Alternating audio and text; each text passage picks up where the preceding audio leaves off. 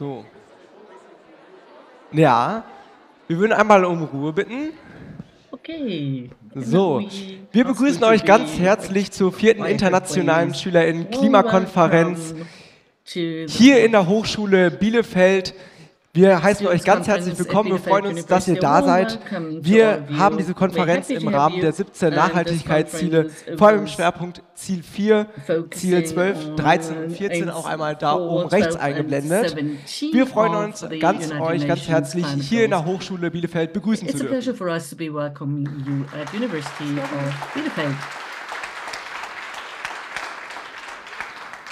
An der Stelle bedanken wir uns einmal ganz herzlich auch an die Hochschule Bielefeld, die uns auch dieses Jahr die Möglichkeit gegeben hat, hier in der Hochschule unsere tolle Veranstaltung am Tag der Bildung durchführen zu lassen. Herzlichen Dank.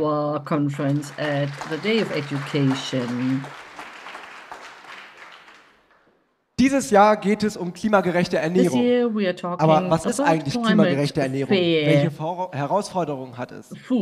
Wie kann es durch Ernährung, durch meine Ernährung an sich einen positiven Klimabeitrag leisten? Und wie kann ich überhaupt das Wort umsetzen? Diese und weitere Fragen werden wir heute in der Konferenz klären. Wir sind das Moderatorenteam. Wir werden euch den ganzen Tag über begleiten. Wir stehen euch jederzeit zur Frage. Und wir werden auch heute mit dem Programm Slido arbeiten. Das ist auch ganz wichtig für die Personen, die online heute dazu geschaltet sind, denn wir werden auch den Vortrag oder die Veranstaltung hier live streamen und ihr könnt jederzeit gerne über Slido, über den QR-Code oder auch über die Webseite, wenn ihr den Code eingegeben habt, Fragen oder Anmerkungen stellen und die werden dann auch direkt angezeigt. Genau. Ich begrüße dafür ganz herzlich einmal Sarah Berger. Sie ist 17 Jahre alt, Oberstufenschülerin am Friedrich-von-Bohlen-Schwing-Gymnasium und auch ein wichtiges Mitglied in der Klima AG.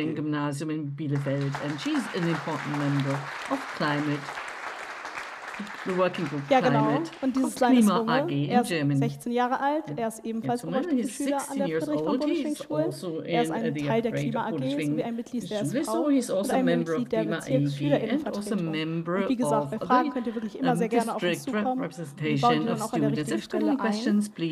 Genau, und dann heißen wir direkt erstmal die Gastgeber heute herzlich willkommen. Wir fangen an mit Professor Ingeborg Schramm-Wölke. Sie ist Präsidentin der Hochschule Bielefeld und auch Hauptkooperationspartnerin der Klimakonferenz. Also ein ganz herzliches Willkommen. Cooperation Partner of Climate Week in Bielefeld. Genau, erstmal vielen Dank für die jahrelange Kooperation schon mit der KlimaWoche Bielefeld. Wir starten direkt erstmal mit einer Frage an Sie.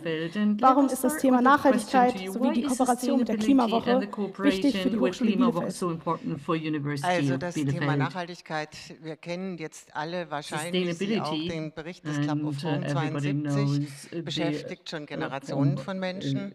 Und ich würde rückblickend sagen, wenn wir auf den Beginn der Pandemie blicken oder davor, dass wir alle sehr dankbar sind, dass Sie, die jungen Menschen, Schülerinnen und Schüler, das Thema gesamtgesellschaftlich eingeschrieben haben, in alle Handlungszusammenhänge. Und als Hochschule ist das Thema, unsere ersten Studiengänge, Herr Haubrock weiß das, die ersten Studiengänge, die ersten Labore schon seit Jahrzehnten für uns relevant, insbesondere für die IngenieurInnen, aber jetzt mit Ihrer Aktivität ist das noch einmal mehr für alle Themenbereiche der Hochschule festgestellt. Wir haben eine Vizepräsidentin für Nachhaltigkeit und Human Resources, Professorin Nathalie Bartholomäus, die ein Act-to-Sustain-Programm auf den Weg gebracht hat, eine hochschulweite Strategie mit 35 Arbeitsgruppen zu beginnen, damit alle mitarbeiten können an diesem Thema, zu allen hochschulrelevanten Themen.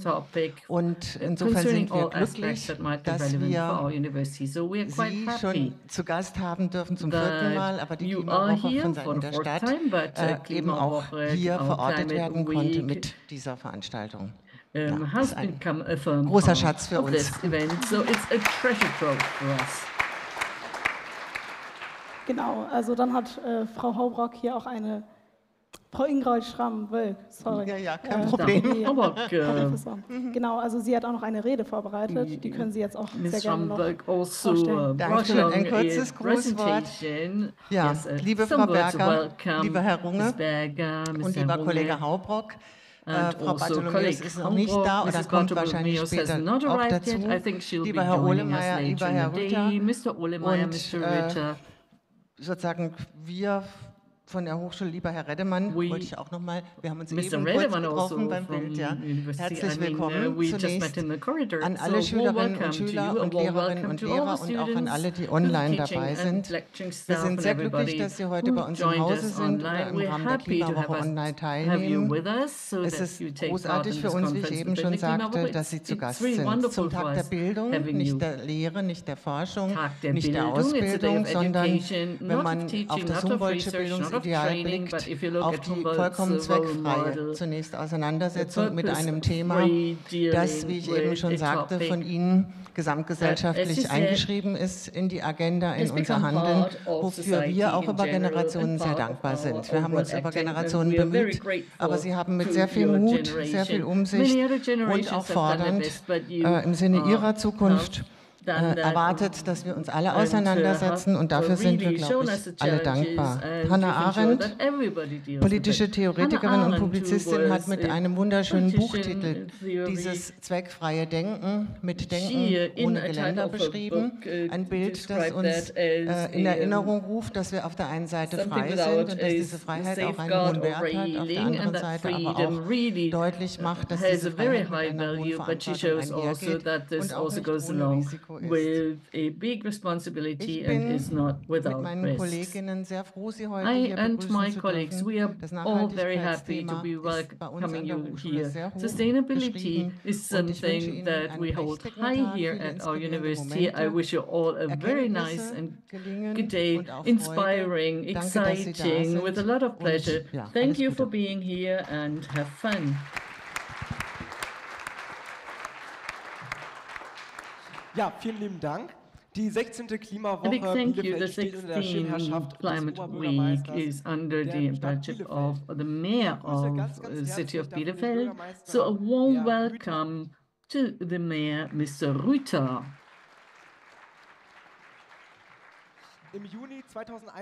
In June 2021, we held the first municipality strategy that was approved in Bielefeld with the purpose of making Bielefeld more sustainable. How important is sustainability for municipal development, Mr. Rüther?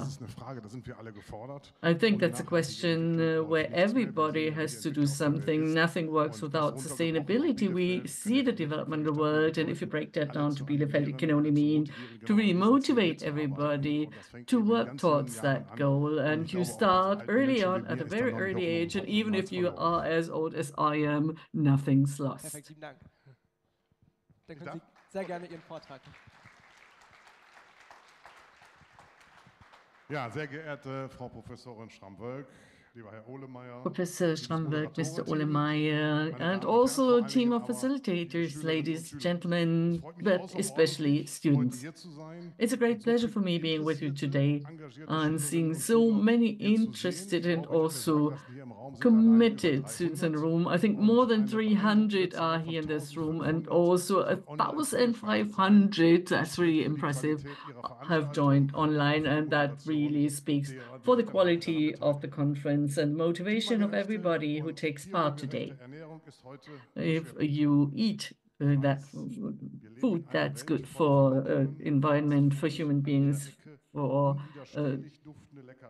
well, we really smell everything everywhere. We are always tempted by a baggage of crisps or chips, as you say.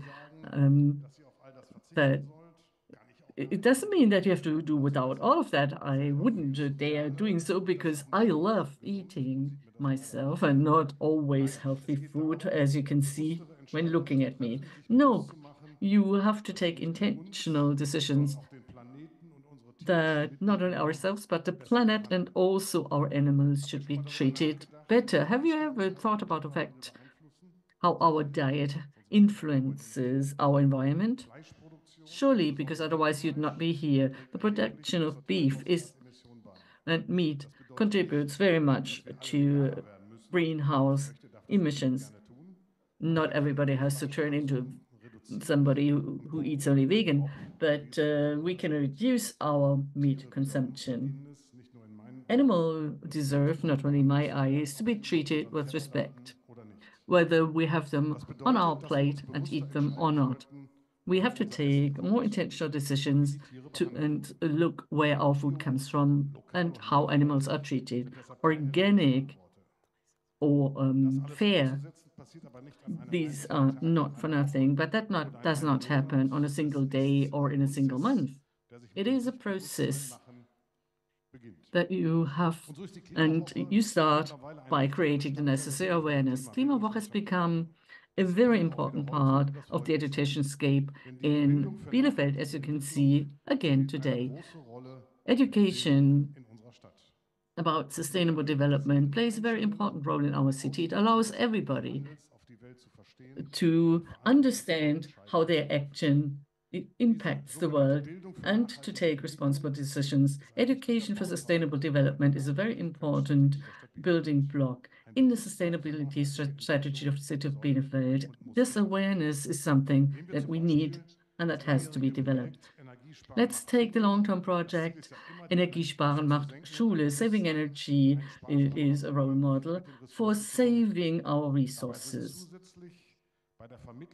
In addition, when communicated that at school, everything that has to do with nature and climate plays an important role. Schools are helped to look for materials to deal with exactly these topics in their classrooms. Today, more than 60 schools are involved in that program, or the special promotion program Sonderschule Bielefeld. All schools in Bielefeld could ask for special funds so that their ideas for sustainable and resource-saving ideas could be implemented. A lot of new projects emerged, bicycle repairing and herb gardens in the classrooms, I was told. The results will be presented very soon to the public, and I'm very much looking forward to what the students came up with. And please, attention, on the 2nd and 3rd of June this year, we'll have the 3rd School Climate Conference, Climate Campus, 2 days for our future. The project group from Bielefeld, real estate, and also the construction department will collaborate with Moon Foundation that even had a similar program last year. So lots going on, unfortunately, not only behind the scenes. A lot of cities worldwide see how urgent it is to tackle climate change and have become active. Bielefeld too takes responsibility and has become a pioneer. Integration of education offers in schools are one step to take up our responsibility.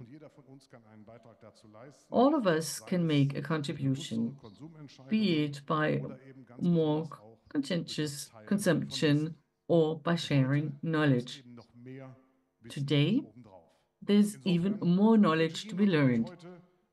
So, I wish you all a successful day, fruitful exchange, and exciting information, and thank you for listening to me. Ja, Ihnen auch ganz herzlichen Dank, Herr Bürgermeister Rüther. Big thank you, Mr. Rüther, the Mayor of the City of Bielefeld. Mr. Haubrock, Professor Haubrock, who is a professor at Bielefeld University in Engineering, Sciences and Mathematics, and he's also head of the Institute for Technical Energy Systems. A warm welcome. Dann haben wir für Sie auch eine Frage vorbereitet. We also prepared a question to you. Why is education for sustainable development so important to you? I'm a professor and also an engineer at this very university, and therefore I'm working in the field of education. And I've become aware throughout my work how the young generation has now started exerting pressure on us, the older generation, to start energy transformation and also environmental transformation. I mean, I'm here for energy, but food, diet is similarly important, and we'd like to motivate you, the young generation, to exert also pressure for the next generation. So have fun with your address.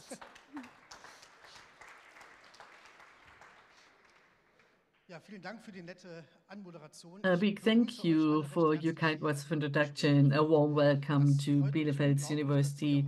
It's really a tremendous pleasure having so many young people here today who deal with sustainability in their nutrition. While I work in sciences, but energy supply is something I'd like to mention once again. The initial spark for the Day of Education at the Climate Conference, it was sparked by an activity by students of one of our gymnasium. 2 students, I think they were both male, they were members of climate working group and then studied regenerative energies at our university. And as a result, we've now had a long tradition of the day, Students' Day at Climate Week Bielefeld. I wouldn't be a professor here at the university if I weren't to underline regenerative energies as a program at our university, where we deal with concepts that will contribute to an energy transformation and therefore contribute to a sustainable future. The challenges of climate change require innovative solutions. Energies will shape this future. This program will offer the opportunity to specialize in this field and thus make a contribution to a sustainable future. Well, if you do not really love technology, I do understand. I wouldn't exclusively herald this program, but you can also obtain information about all the other programs at our university. And if you feel like digging a bit deeper, you are all welcome to come to our open house on the 4th and 5th of May. 4th of May, not the 5th, the 4th of May. We've distributed these little information leaflets everywhere. A lot of labs will have open doors. You'll have people live on site. Many of my colleagues and myself will also be there, and then we can talk about the fact how you contribute to all of that. Thank you. So, zuletzt begrüßen wir dann einmal den Initiator dieser last but Veranstaltung. not least, the initiator of this conference. He's not only the head of KlimaWoche Bielefeld, but he is also the expert advisor of the district government of Detmold, and he's also responsible for sustainable development. A warm welcome to Jens Ohlemeyer. Ja, vielen Dank, Sarah, vielen Dank, Linus. Sarah and Linus, a big thank you to the two of you, and also to you, Mrs. Schramm-Wölk, for being able to be here today with you as a cooperation partner for the Students' Day of Bielefelder KlimaWoche, and also the ongoing support of the city of Bielefeld, and to you, Liebe Schülerinnen und Schüler, Jens, 2009 for the haben help wir of the die university. KlimaWoche Bielefeld In gegründet. 2009, we started with KlimaWoche Bielefeld, as Mr. Haubock already said. It was an initiative at a gymnasium, a working group for energy, and it's turned into such a big event now, with which we try to inspire schools and students with workshops, with inspiring presentations that will be allowed to enjoy today. Jens Bredemann, Numa. What about a fair, climate fair diet? Then also Hannah Pohlmann, who comes from Fair Trade Germany, speaker for that organization. Then also a farmer from Köckerhof, an organic farm based in Bielefeld, and more than 8,000 trees were planted together with KlimaWoche. Now, if you start a climate project at your schools, and that is what we want you to do, especially schools who do not have climate working groups. Please do that. Please establish it. Take that as an inspiration and also continue to develop your projects, but many of you have wonderful projects of their own even today. It's great having you here today.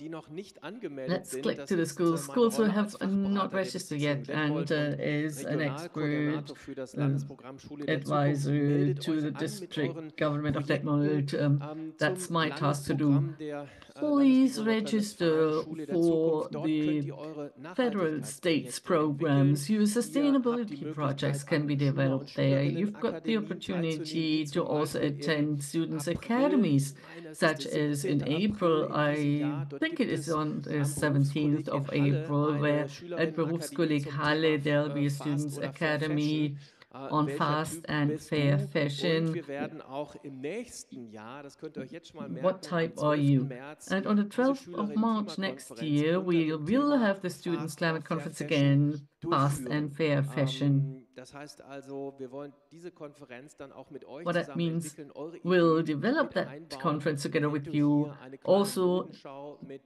Fair include your Trade, ideas, Kleidungsstücken, fashion eventuell gibt es week an euren or Schulen AGs, die fashion selber show Kleider with schneidern. your ideas. There Möchten might gerne be eine also Kleiderklasse working groups durchführen. Gehen wir in aber am Ende schools auch noch drauf ein. Aber who merkt make euch their den own Termin schon clothes, mal. tailor Heute their geht es own erstmal clothes. um klimagerechte But today Ernährung it's und ich freue about mich, dass climate ihr hier seid just und diet. ja, dann lassen wir uns mal heute Great having you here. gegenseitig And inspirieren. let's Vielen now Dank. look forward to today's Ganz inspirations. herzlichen Dank auch an Sie A big thank you to you also für Ihre Begrüßung und den for Einsatz your in der what's KlimaWoche, welcome den Sie and jährlich von uns zeigen also und den everything that you are Organisation doing der diesjährigen for Climate Week all the time.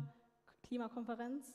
Genau, kommen wir nun zu den Statements. Now, let's start with the statements because students also submitted statements, probably also some of them who are in this room, part also arrived here as videos or in writing. Let's first have a look at the videos. I think everybody has the opportunity to eat in a more climate fair way. I cannot just buy regional food if I cannot afford to buy it, but I'm a vegetarian and I also try to look what I'm buying and that they do not come from too far away. If you have the necessary resources, it's important that you eat regional food. Young people eat more and more not at home. They go to restaurants or other places, but that also means that young people eat more and more unhealthy, which is a tremendous problem. Young people should always know what they are eating. How can we tackle that problem best? We can tackle it best if in the field of education, especially at schools, you have a bigger field of action. Food, diet should be much more in the focus of attention. In the end, we should really succeed in the fact that young people know what's the best to eat for the future. In your breaks, over lunchtime, a lot of our peers eat unhealthy food. They drink Coca-Cola, eat crisps. Why? Students do not know what's contained in the foodstuff and what it does to them and what it does to the environment and also what the plastic packaging does. Schools are obliged to provide information and education. What are healthy foodstuffs? Which should be avoided? And how can you eat ecologically by a varied, colorful, ecological, organic offer in the cafeterias for the students, but also information education in the classroom. Give veggie a chance. It's challenge time. No, the sound of that video just stopped. It is a climate AG from MPG. It's challenge time. Are you here? Can you tell us a bit more?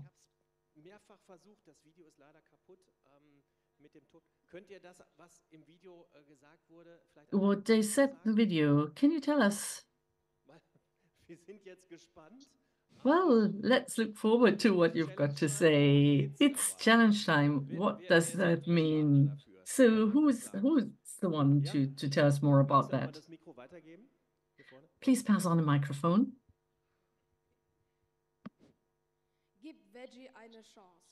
Well, give veggie a chance. and that is at MPG Bielefeld and Gymnasium, and we dealt with vegan and also vegetarian diets, and think about your water footprint. So give veggie a chance. Okay.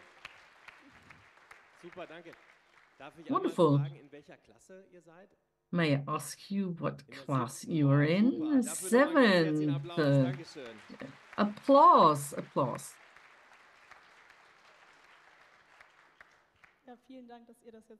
A big thank you for telling us, and now the statements that we received in writing. We not only received videos and things that were presented to us orally, now there is a written statement. How far our empty words will talk. That is a promise that we owe to others. It's a promise that we should take up as consumers in order to protect those who produce our goods. We should think of those whose life we can better. We should focus more attention on this topic.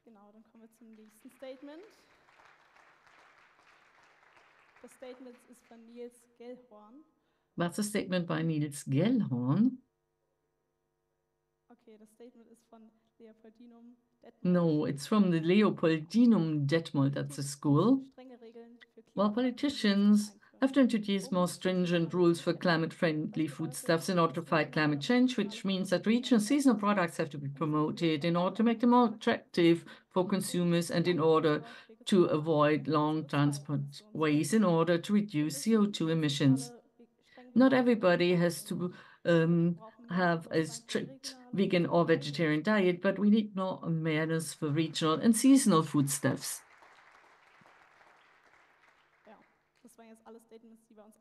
So these were all statements that we received, and I hope that this gave you an insight into the feeling of others, what they think about food and diet, and that takes us directly to the first presentation. Jetzt kommt ein ganz interessanter Vortrag von Herrn Redemann. Ist nicht nur Sternegastronom, sondern auch Geschäftsführer des Restaurants Numa in unserer Bielefelder Altstadt. Ich begrüße ihn ganz herzlich dafür.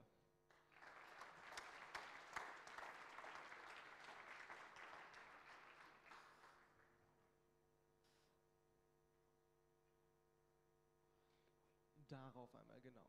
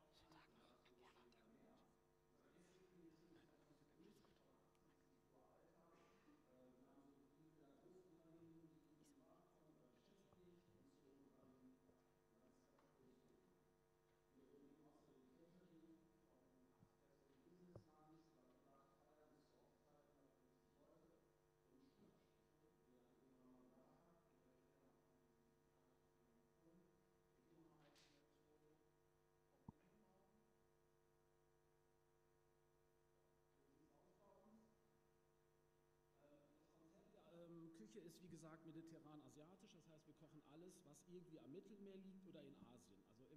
So we cook everything that's either Mediterranean or in Asia.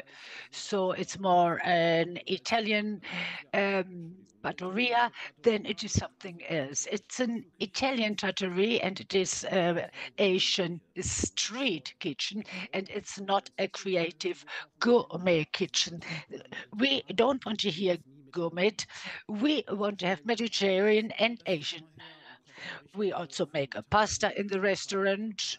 We don't really get everything from Turkey to Israel to other countries. We also get things from Asia, India. That's what the guests like, and also Indonesian. This is the side. We have very good seasoned spices in our kitchen. I want to show you some pictures of our restaurant. This is the pasta machine. This is the dry shelf. You can see all the spices that we have.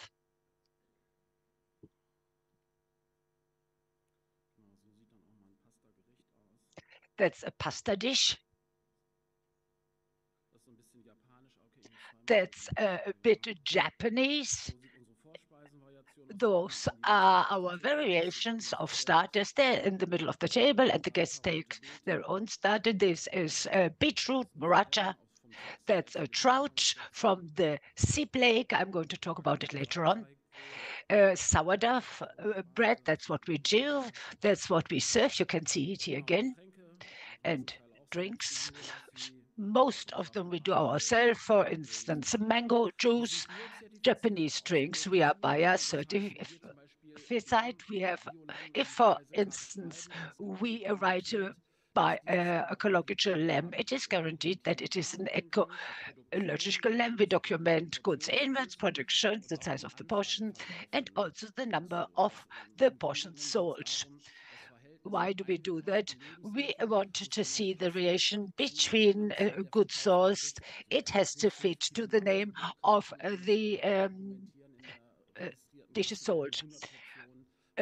We cannot buy 500 pieces of lamb and then document with only 100. And twice a year, the authorities come in order to check what we do. And that check can be 5 to 6 hours. This is to say the cooks, the chefs, have a lot of annotation. We like that. And the cost for this certification is 500 to 1,000 euros annually. But we do that because is that what we think about clean food? Bio food are more sustainable, and they are getting better and better and better, and the guests perceive it as having a higher value. We have a small video where you can see 4 to 5 suppliers in that video.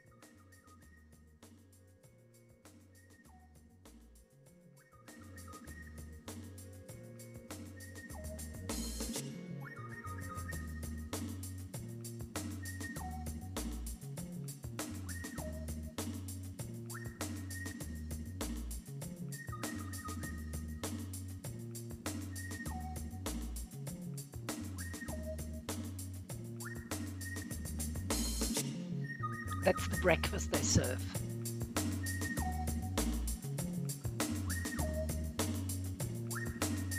The one on the left is Mediterranean, on the right Asian.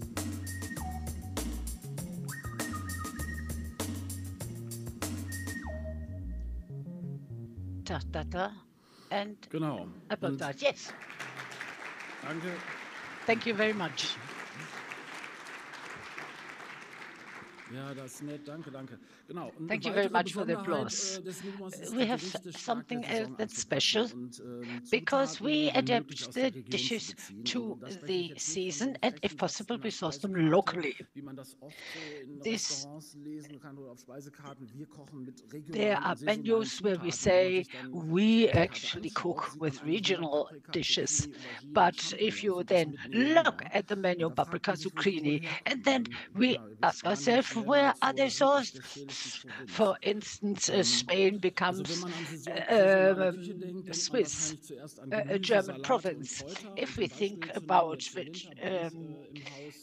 vegetables, for instance, cabbage, or for instance, cauliflower, like you can it, but we sort of season it like in India, cardamom, and we actually cook the potatoes separately with peanuts, with yogurt, with curcuma.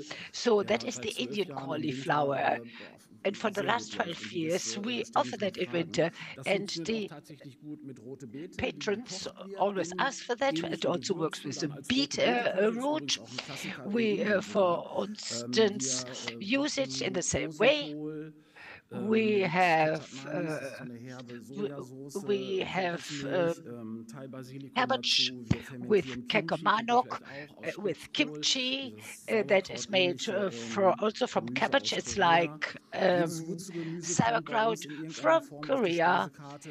We have all sorts of root vegetables. For instance, beetroot fits really very well, fits to our burrata. Cheese filled with cream. We also have rice, and we also need use white barley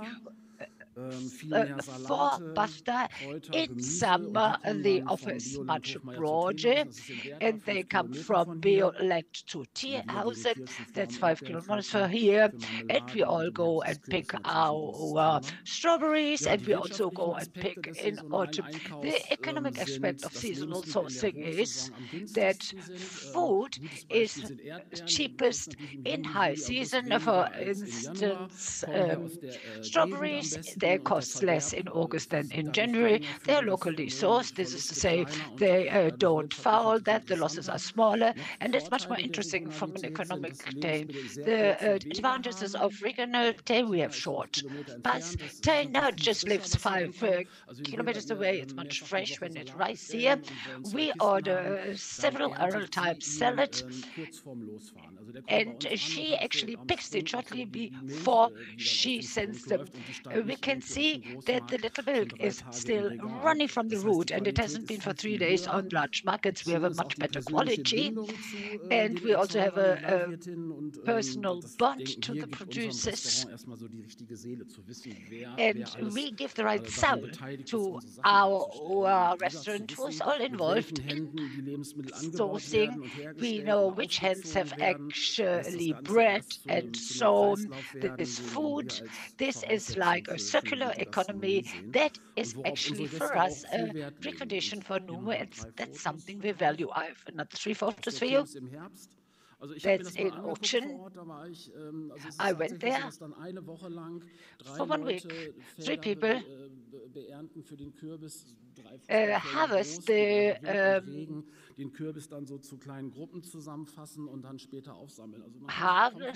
these here. They put them together, and you can see how that's done. They're pumpkins. This is Numa. This is a test project.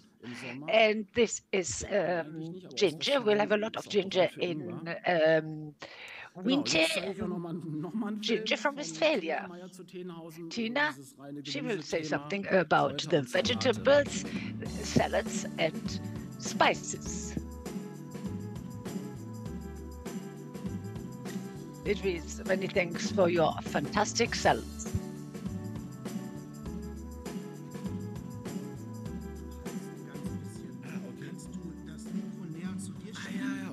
Und dann guckst du gleich, wenn ich zeige so, dann nimmst du mal ein Mikrofon, okay? Ja, okay. You can see the tomatoes as they grow. Okay. Good. That's the house cat, the farm cat.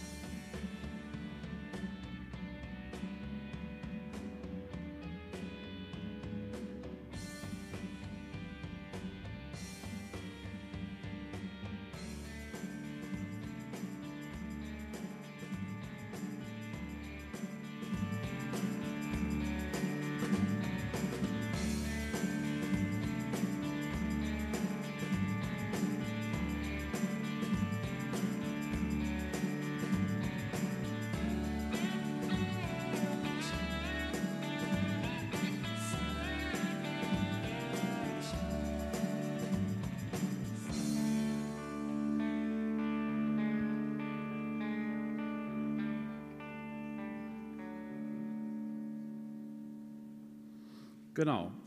So. Ja, schön. Danke. Thank you very much for the applause. Genau, eine vegetarische Vegetarian. Eine vegetarische Ausrichtung der Speisekarte ist mittlerweile Herz unseres Restaurants und die Essgewohnheiten. Vegetarian is the heart of our restaurants, and we can say that the eating habits of our guests have really changed towards non-meat dishes. In the Asian and Mediterranean kitchen, there are a very lot of recipes that have no meat, and a lot of that is also vegan, without really having to mark vegetarian or vegan mark after in the menu. And many guests who do not eat or live vegan would like to eat less meat, and even when they go out, they also eat meat. But we only have meat that has ecological quality. We have fair trade, that's very important for us. All the meat that's on the menu are not in stables.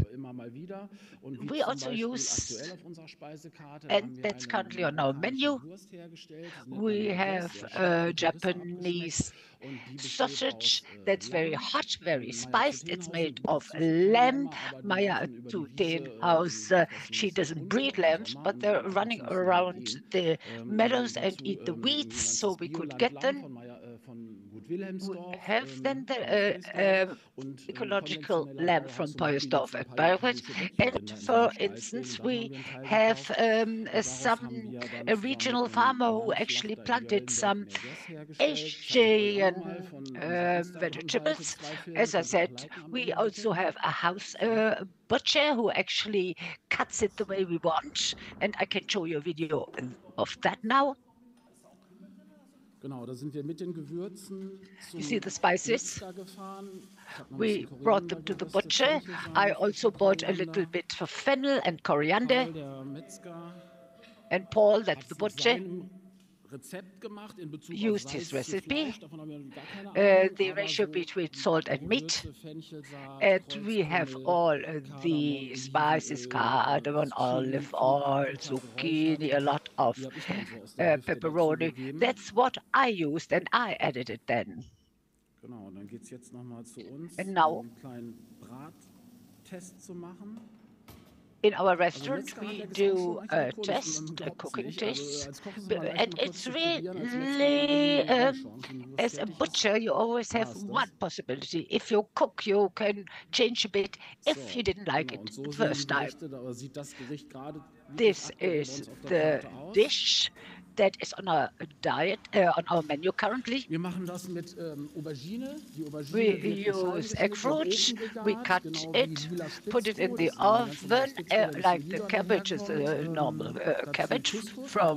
Then we have couscous, but it is a different couscous. It's very large. Then we have some bread. We use also castellano, maybe you know it. It's an Arab spice. Tomatoes.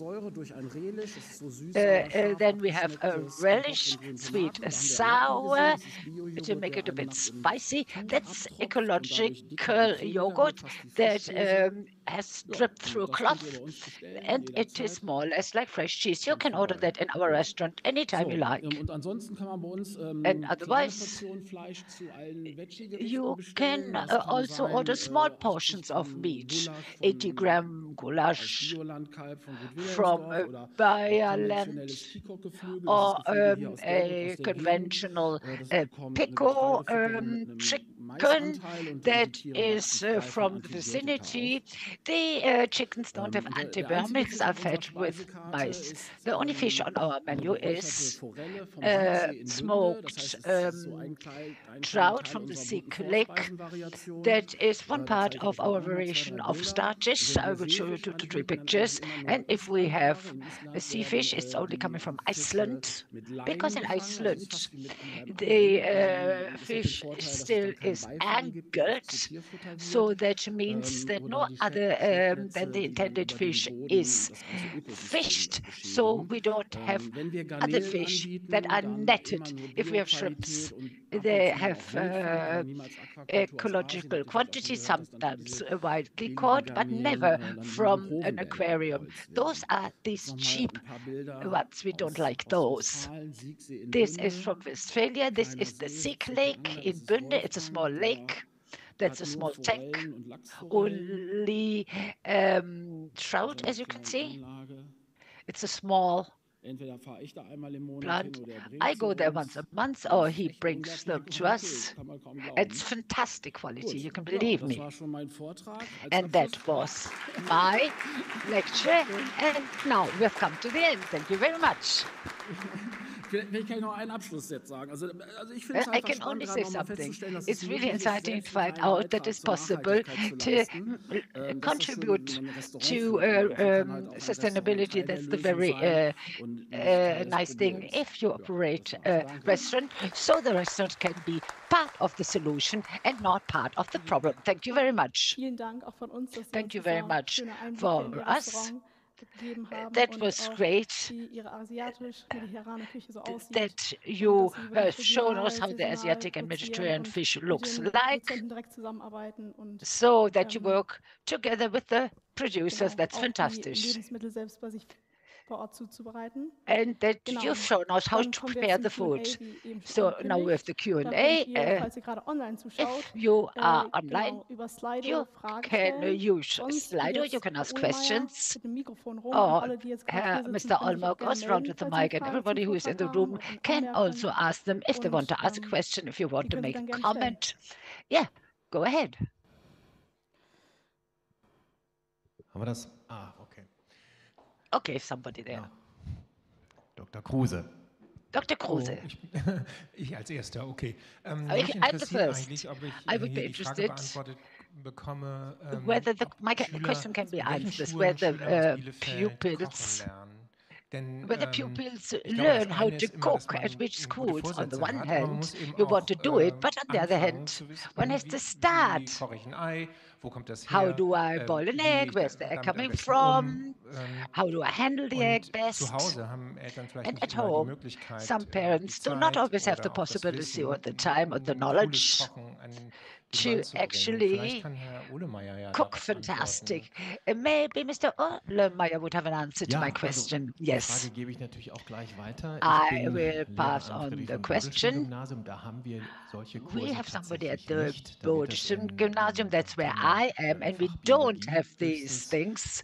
We have biology, besprochen. but Aber nothing wir haben about an der cooking. Sekundarschule Bethel But we have das a secondary Fach school in Bethel, Hauswirtschaft und dort and wird they gekocht. have Dort wird auch selber dietary probiert und courses. gegessen. They cook, Teilweise they bekommen wir test, auch they eat. Kostproben ins Lehrer- And und sometimes Lehrerinnenzimmer we oder es wird also get verteilt some an of the Schülerinnen und meals Schüler, aber da into wird our das rooms, or it's klimagerechte Kochen auch distributed. tatsächlich But there, climate thematisiert. Ich fair weiß nicht, an welchen cooking Schulen is von a euch topic. I gibt don't es really zum know Beispiel auch other das people Thema here Hauswirtschaft who und wo wird has gekocht? Einmal Arm hoch. cooking. Can you raise your hands if you Okay, are at a school ein where you're paar, ich würde mal cooking? sagen, ja, 10%, 20%, 10%, okay. 20%, good. Dann haben wir das Thema, aber das könnte natürlich noch mehr thematisiert But werden. more Eigentlich ja. schools could concentrate on that. That's what I think. Bitte. Genau. Gibt es weitere Fragen? Am besten, wenn The ihr die second Frage habt, question. den Arm sehr hoch nehmen, dann kann man den auch gut erkennen. If you want to ask a question, please raise your hand very high that we can see that somebody has a question. Hi. Waiting for the mic.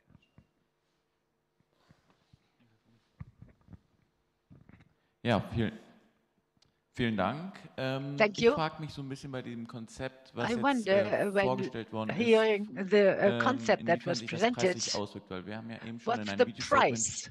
gehört, dass man sich, dass regionale Ernährung und so weiter teilweise wirklich sehr teuer ist und ich finde persönlich, We always hear that regional cooking is very expensive, but I think that actually there should be a price that everybody can come and pay.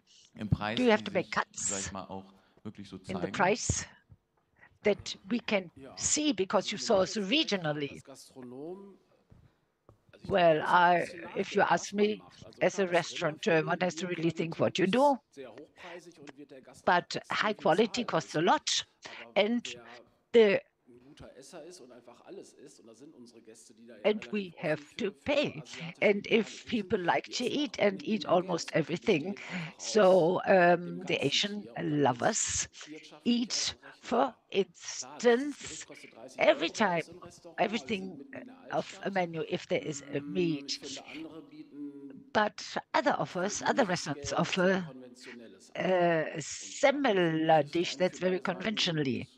But I think it's a good possibility. And then you have the seasonality. If I buy ecological salads when they're in season, that's different when I want to have peppers on the menu. But we have red cabbage, green cabbage, and then in winter we can source that locally, and the vegetables are much fresher. They are root vegetables, of course. Da oben ist noch eine Frage, ich gehe da mal gerade Another question, can I just go there, please? Genau, dann würden wir jetzt noch eine Frage aus dem Publikum dran One nehmen question und dann from noch the eine audience. Frage von Slido. And then Also falls noch another jemand question eine from Frage hat, kann er die auch Slido. gerne noch online stellen. And if you have a question, you can still ask it online.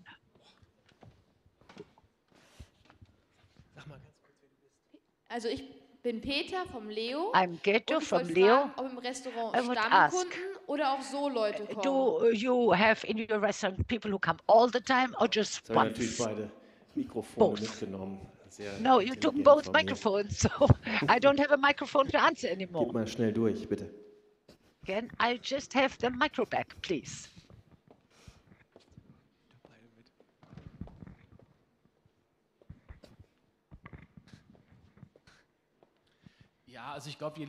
Yes, I think we mostly have people who always come. That is, in every restaurant, we are in the upper road, and that's very central.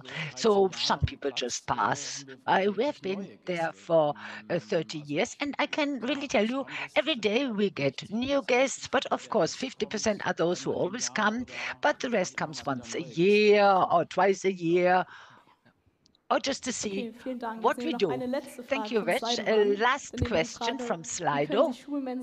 How can schools take your concept as an example? Can you repeat the question?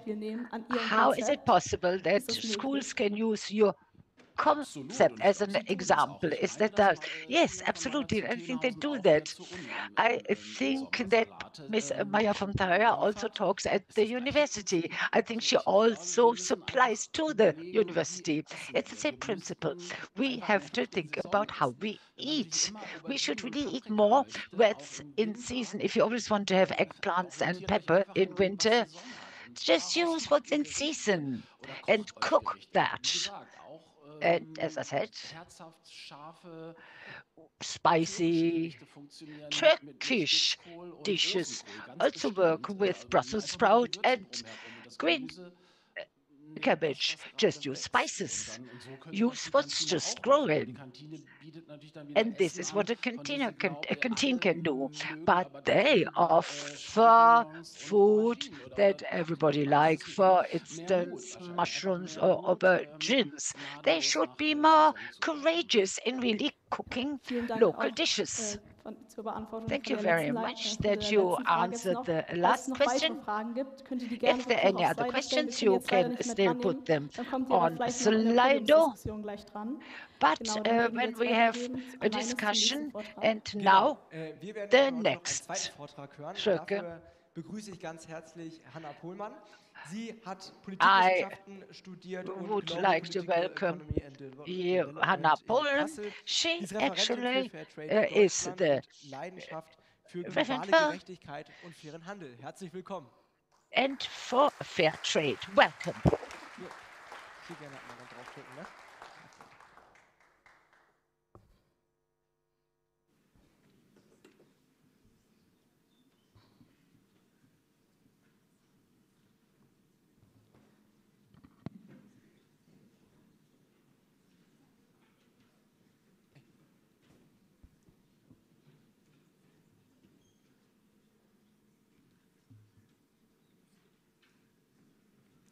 Ja, nachdem wir jetzt im letzten Vortrag etwas über die lokale Ebene gehört haben, about the local level in the last presentation, we're now going to move on to the global level. Hannah Pohlmann is my name, and I'm a speaker for Fair Trade Germany.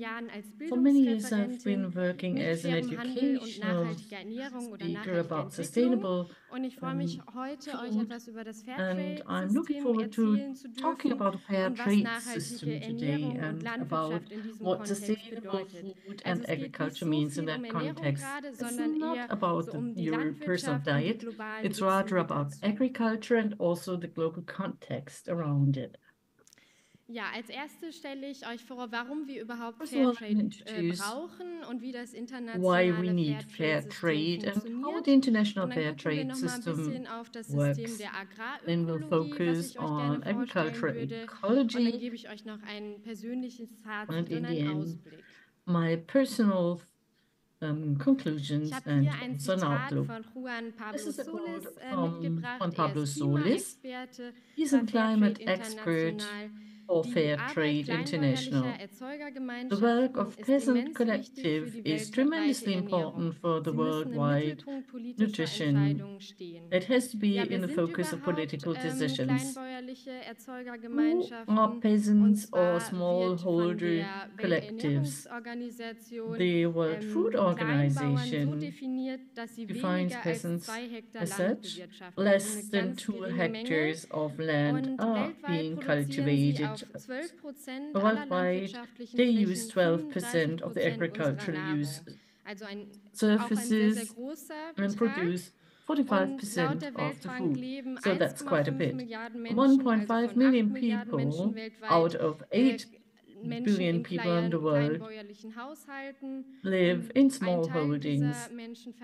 Part of these people sells the excess on local markets.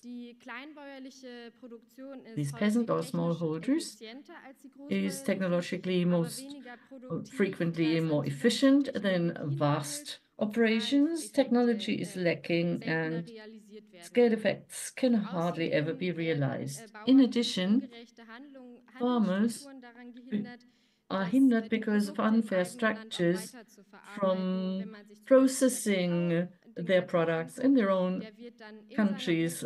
Regarding cocoa, for example, it is exported as raw material to Germany where it's been processed.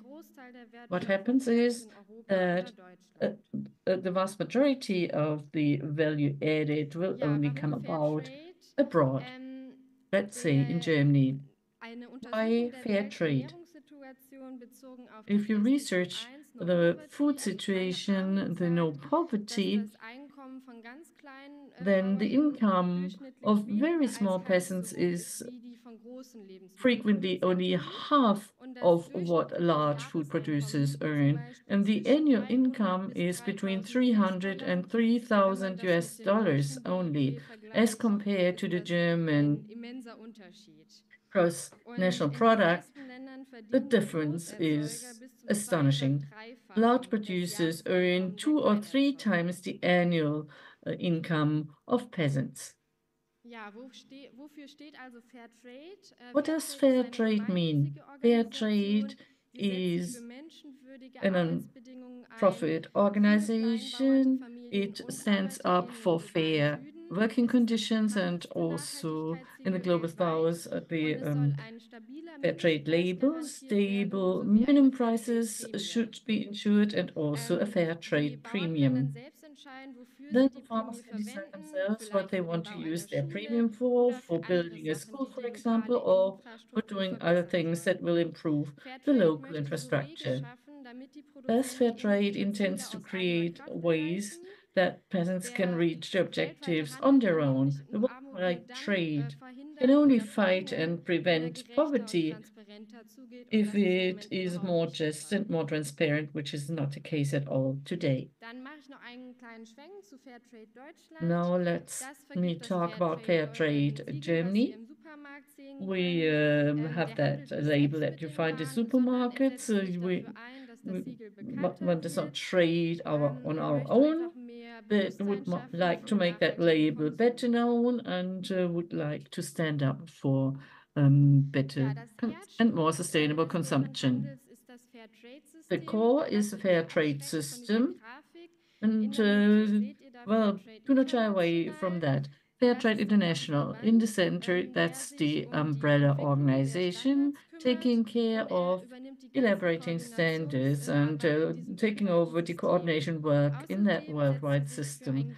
In addition, it works towards social justice in worldwide authorities and bodies. And at the left-hand side, that's the producer network. About 1.9 million farmers are organized here, which you find in all 70 producing countries. They join forces in such a democratic organization to better defend their interests and to make purchases of further education and training. It's also important for the workers on the plantations that are employed so that they can get organized in trade unions in order to improve their working and labor conditions and in order to achieve a more stable wage situation.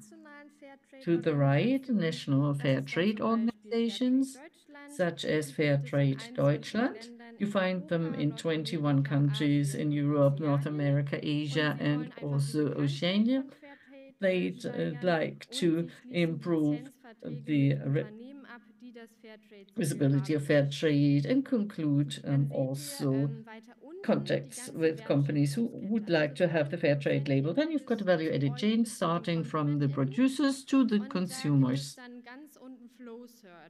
And you read flow cert at the very bottom. That is the independent control of the fair trade label. More than 100 Inspectors and auditors from the respective countries are responsible for that, and certification procedures should be independent, transparent, and also consistent worldwide. The fair trade standards. These are rules, and all the actors along the entire value-added chain have to adhere to that. That contains social, ecological, and economic criteria, which are based on the General Declaration of Human Rights, a whole number of international treaties, and that should be reflected then in the form of tangible and also reproducible and also controllable criteria. Social development, for example, that I touched upon, which is the freedom of coalition, that you know your labor rights, that you can join forces in trade unions, then also protection of health, that protective gear is worn, that minimum standards are protected, child labor is prohibited. Here, fair trade also collaborates with other organizations in order to purposefully fight that. You make a difference between exploiting child labor and children who are working, because it's okay that a child also helps a little bit on a farm. Then there are also demands of women in the organization. Gender committees are to be set up, and awareness is to be created amongst men and women, and further education and training possibilities should be created. What you can see here is Emilia de Bra. She's a farmer based in Ghana. She cultivates 4 hectares with an agroforest method, meaning that all products are cultivated on the same land, and that's what she was trained at, and she's very successful in doing so. That is good for environmental and climate protection. 1/4 of the criteria is what applies, which not only apply to production, but also to the higher levels, meaning it exceeds organic standards. It's about energy efficiency, reducing emissions, and also waste disposal. In addition to that, there's work in programs. I get to that in a minute, where we are also talking about climate adjustment measures. All these requirements intend to uphold and maintain the integrity of our environment, that plant waste is composted, that highly toxic pesticides are prohibited, that you reduce the use of pesticides, and organic production is promoted by adding an organic premium on the price. Of farmers went a long way in order to obtain the fair trade standard, and then it's only a few further steps in order to also get the organic label. In Germany, more than 70% of all fair trade products are at the same time also organic products with the corresponding labels. What are the economic advantages?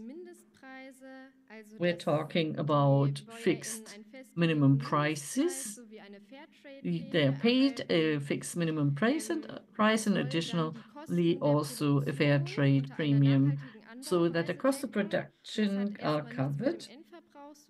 And that's got nothing to do with the consumer price. That's the price that a producer will receive for their products. This minimum price, that's a safety network for them. It's only going to be paid when the world market price is lower than that.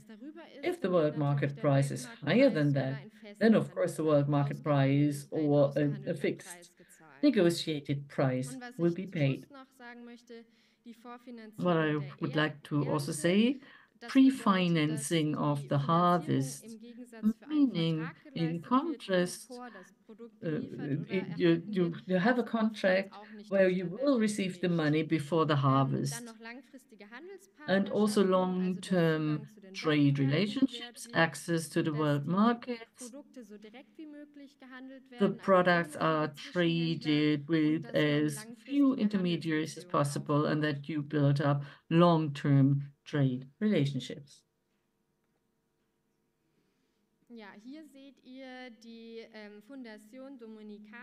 That is the Fundación Dominicana. That is a cocoa cooperative from the Dominican Republic.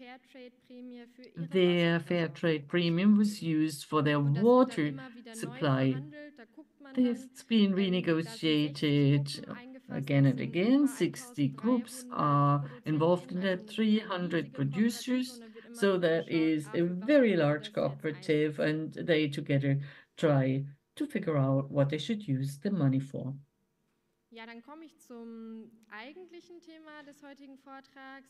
Now the topic of today's presentation, Earth Well, Everything Well, and fair trade focused on agricultural ecology.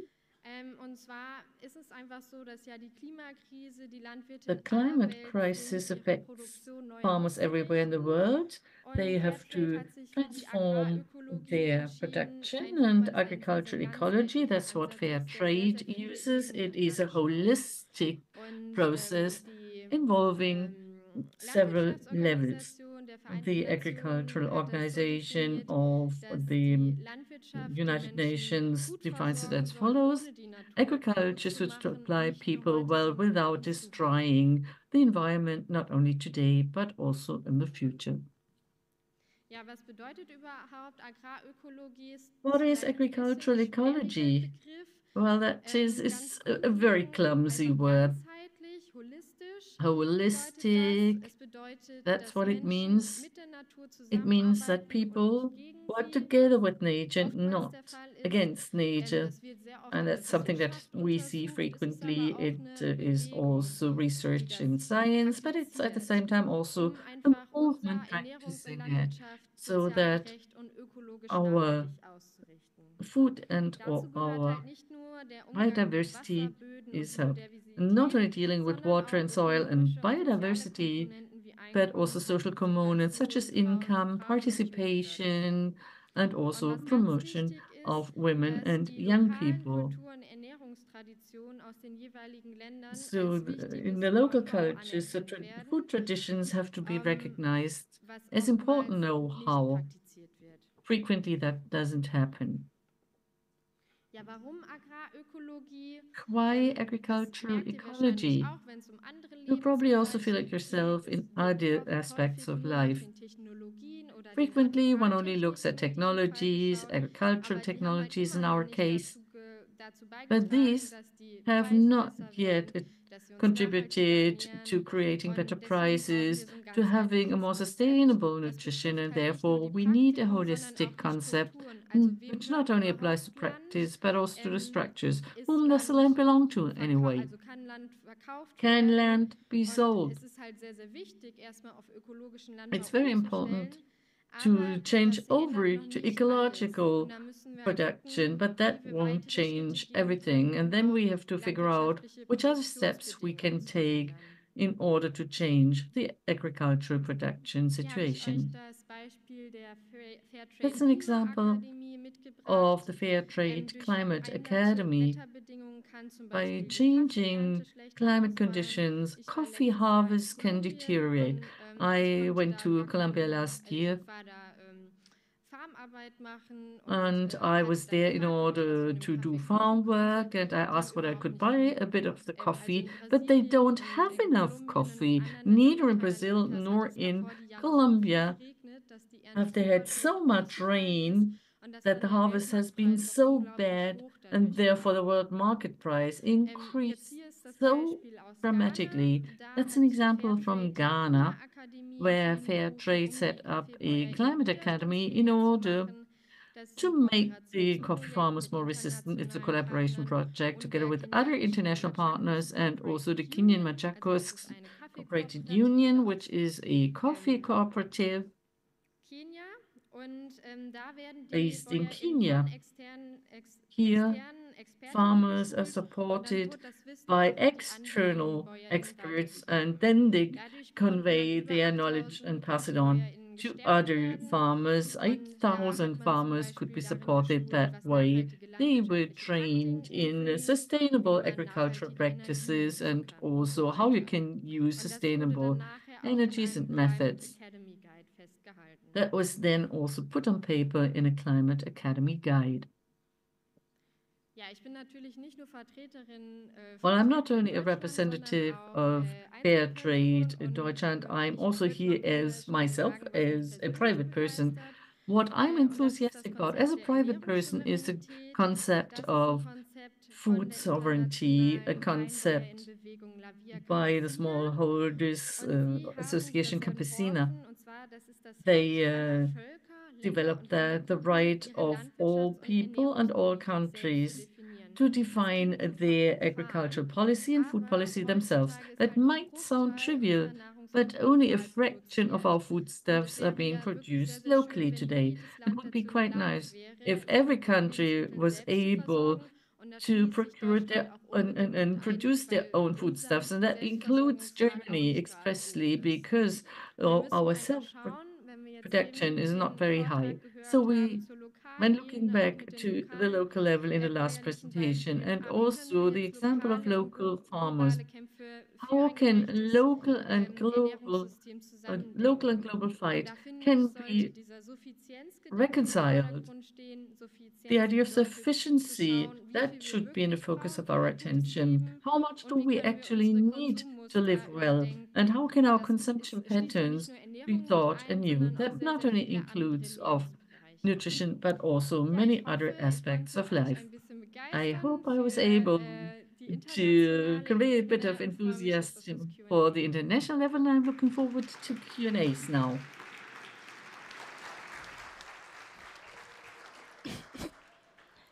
Ja, Ihnen auch vielen Dank, Frau Follmann, für den Einblick in die Eckpfeiler des fairen Handels und auch for your insights into the basics of agricultural ecology and fair trade.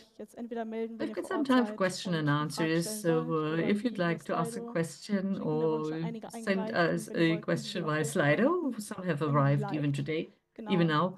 So any questions here in the room? Do you have a question or a comment? Well, there is somebody there in the back.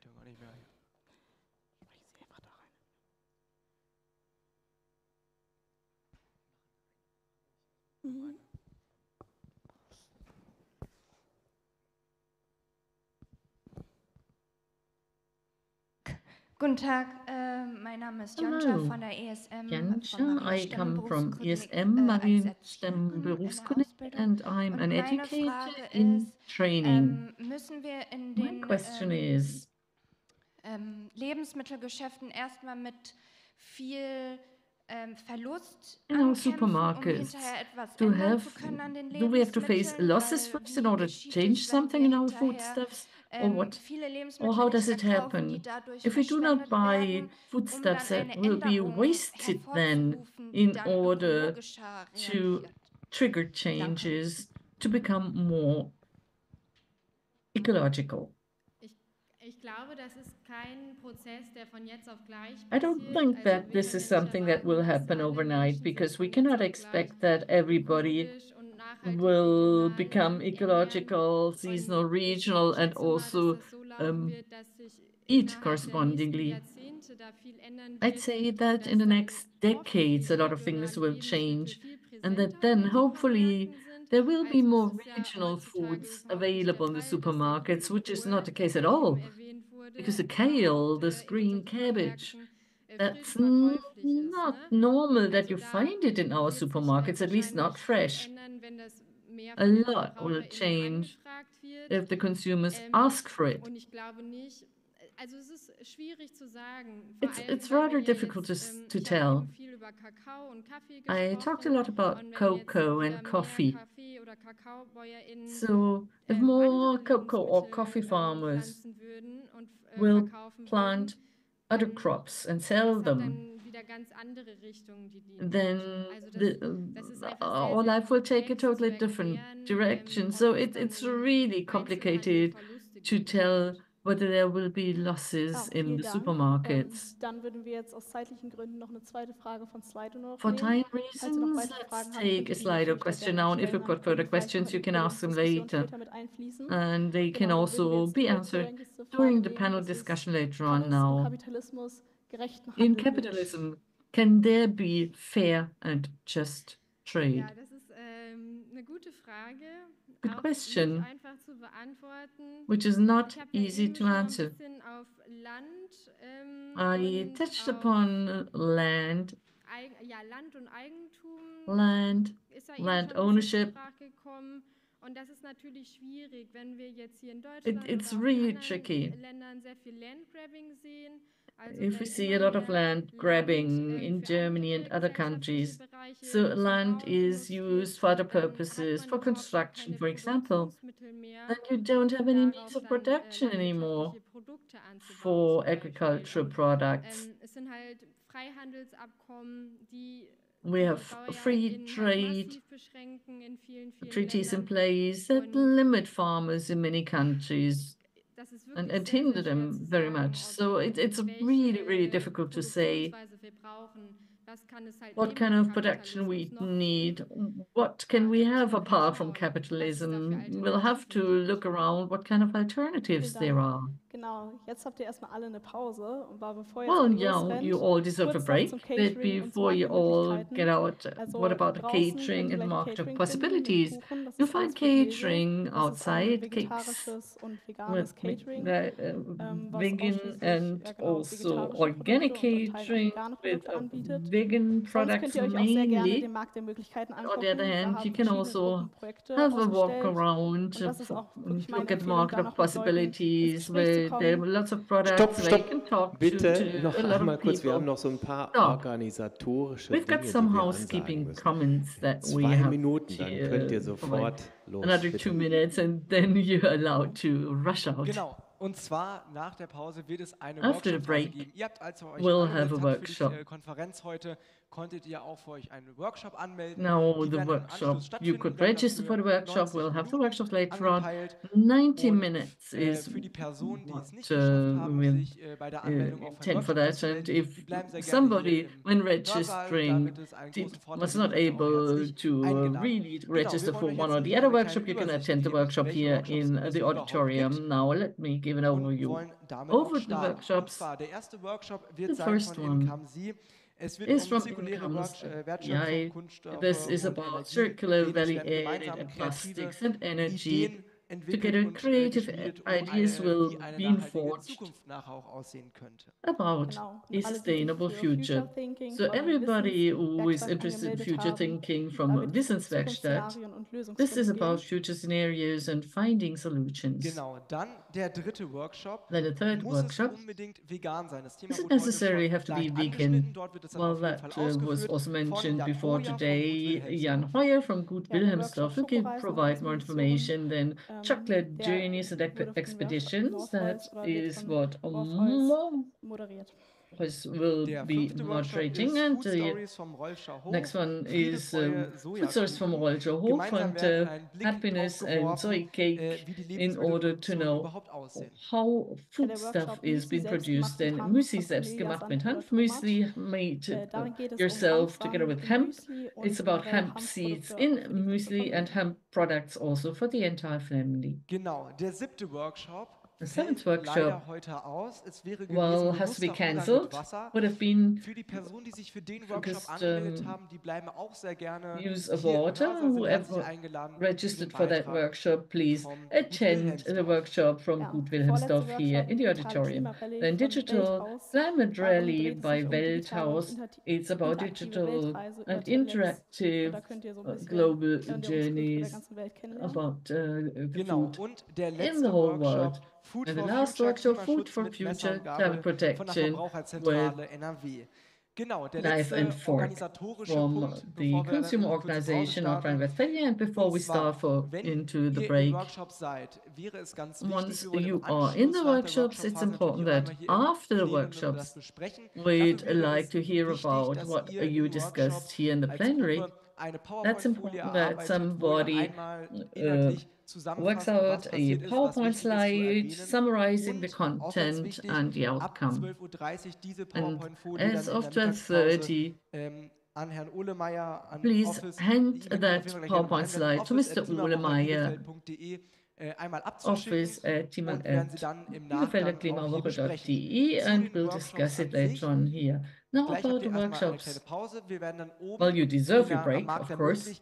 In the market of possibilities, you'll find the people you can talk to. The heads of the workshops with a little sign similar to people picking somebody up at the airport, because it's a bit difficult to find the corresponding rooms. You just go to the heads of the workshops, to the facilitators of the workshops, and follow them to the respective room. And now enjoy your break.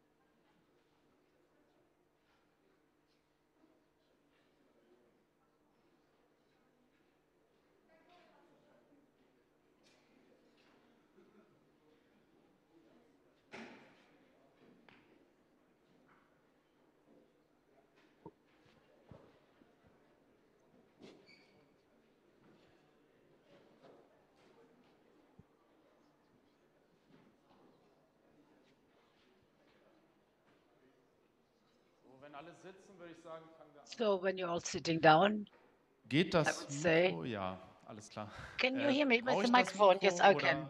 Do I need the microphone? Mit Mikro ist besser? Alles klar. So Gut, I dann use the setzt euch mal microphone. alle und dann Could you please all sit fangen wir down? an. And let's start. Genau, hallo. Hello, Moin, everybody. ich bin der Jan. Ich Good komme von morning, I'm Jan. Wilhelmsdorf. I'm coming from the Ja, Wilhelmsdorf eine farm. ganz große Vorstellungsrunde können wir jetzt leider nicht machen, aber ich habe We gleich ein can't paar Fragen present an euch, um einfach so ein ourselves, but I bisschen have some einzuschätzen, wen ich questions hier to vor you mir in habe. order to see whom I Genau, talking das ist to. meine erste Präsentation mit Menti. That's Ich my weiß nicht, ob ihr first das kennt. presentation. Kennt ihr das? Ja? Do you know that Das ist gut, wenn es schon mal when ein you paar have a kennen. Also first ihr habt hier so einen Code, ihr geht presentation, einfach auf menti.com mit eurem Smartphone. you go Und with ihr your dürft jetzt smartphone alle euer on Smartphone Magic.com. rausholen You have und the phone, and darüber now gestalten wir you quasi den use your Workshop smartphones, jetzt. Wenn and ihr euch then da we start the eingewählt workshop. habt, dann tauchen zum Once you Beispiel have linked Fragen in auf. or logged in. If you have any questions beforehand, please Es tell gibt einen me. Gast-WLAN, habe ich gelernt. Da könnt ihr euch einfach There is a einloggen. guest Be free oder so. VLAN. It's called D3 or something similar, but you'll find it on your Okay, smartphone. jeder, der WLAN oder Internet hat und ein If you have Smartphone, an der beteiligt internet or sich. VLAN and has a Diejenigen, die das smartphone, nicht haben, please diskutieren participate. ein bisschen And mit if you den don't Nachbarn have und it, beantworten gemeinsam. Okay? you can post the questions and we Gut, will all genau. Wer answer bin them. ich? Who am I? Ich bin I am genau 31 Jahre alt. 31 years of Ich bin age. ausgebildeter Landwirt. I'm Meine a Frau macht bei farmer, uns die trained farmer. Landwirtschaft, also die kümmert sich um My die Kühe. wife Wir sind ein Milchviehbetrieb. also Und ich kaufe does quasi die farming. Milch ab und She kümmere mich milks um the die Molkerei. cows Wir haben eine kleine that Hofmolkerei I und um die sell, Vermarktung der Milch. Ich habe gesehen, and I deal unsere Flasche with Milch gibt's auch heute selling hier. the milk. And our milk, bottled milk, Wir you can sind try im here. I Süden was very happy to see Bielefelds, that. am We Rande are von in Sennestadt. We are Und vielleicht als near erste Frage mal Sennestadt, für near mich, Bielefeld. A wer first kennt question. uns denn? Wer kennt das gut Wilhelmsdorf? Who knows the Wenn ihr da mal Wilhelmsdorf einfach farm? beantwortet. Can you answer that question? Okay. Good.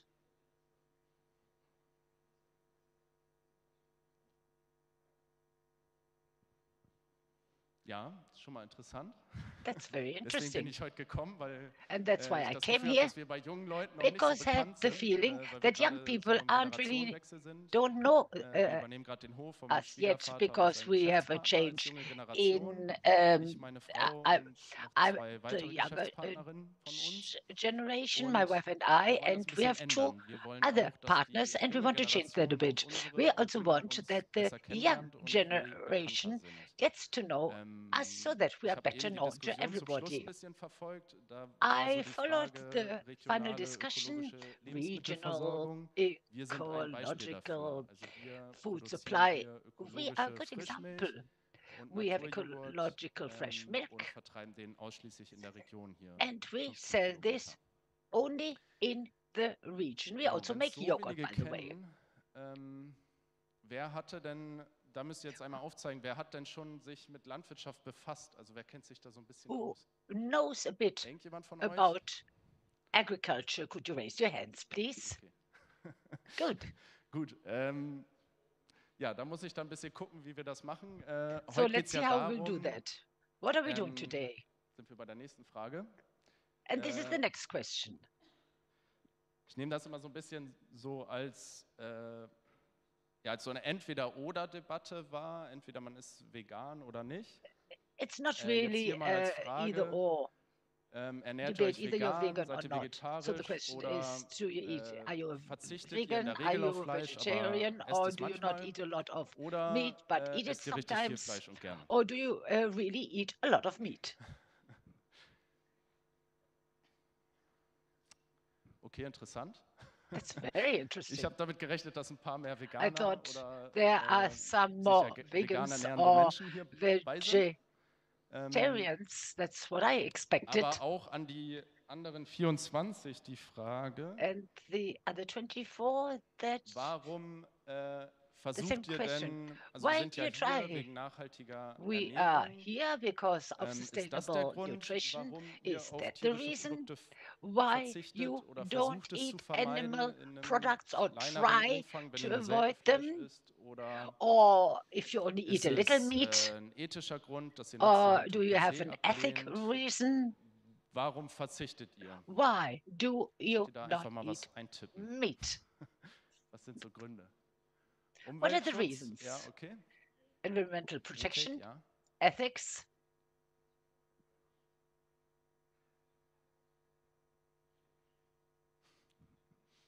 Ja, wem es nicht schmeckt, ist auch ein guter Grund. Because I don't like to eat meat, doesn't taste. Also a Aus good reason. gesundheitlichen Gründen, okay. For health reasons.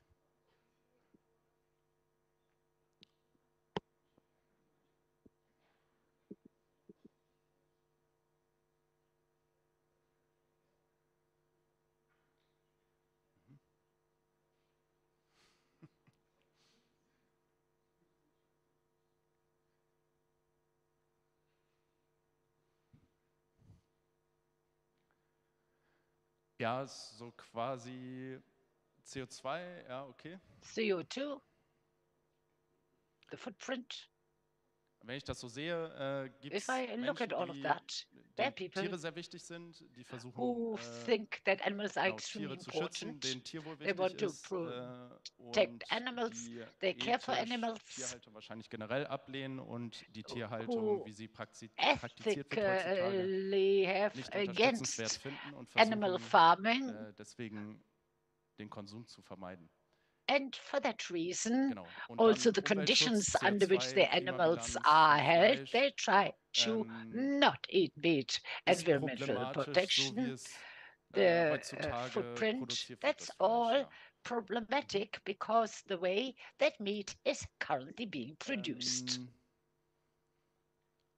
Möchte jemand dazu Would anybody ich like will nicht to in so einen Vortrag kommen? Möchte come irgendjemand and was give us the erklären dazu reason? vielleicht? Would you like to explain Ein why Statement abgeben, you warum er oder sie did that? tierische Would you Produkte make a vermeidet? statement why you Wer avoid möchte animal dazu was sagen products? vielleicht? Einmal Somebody erklären would like to und sagen, say welchen Punkt er something, geschrieben hat. maybe say what you wrote and Ja. why you wrote it. Unfortunately, that's without microphones, so Also Geld sparen und to save money schmeckt nicht. Gut doesn't gesagt. Ja, hier taste, vorne. don't like it. Here, another person.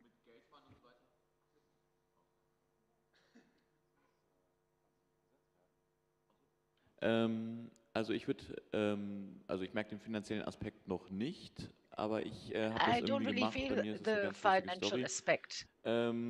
Ich habe irgendwann mal so einen Kommentar abgegeben At von once wegen, wo ist denn der große Unterschied said- zwischen I said, what's ja, the big difference Menschenfleisch und between Tierfleisch? Klar, animal meat es gibt and natürlich einen human Unterschied, aber im meat? Prinzip ist Of es doch course there's a dasselbe difference, Verfahren. Man but tötet in ein Lebewesen, um principle, it's dann the same dieses method. You Lebewesen zu verzehren. kill Und something living, den then Kommentar habe you ich eigentlich use nur it sehr and am eat Rande it. gemacht, dann habe ich aber ein bisschen drüber I made that nachgedacht und comment eigentlich ist just das auch like schon so that, ein and bisschen then I ja, pondered over Tierschutz und so this. weiter. And it's Und also ich merke animal auch, dass ich mich protection. auf jeden Fall And ausgewogener I ernähre, auch notice seitdem ich, sag ich mal, that auf I eat Fleisch very verzichte.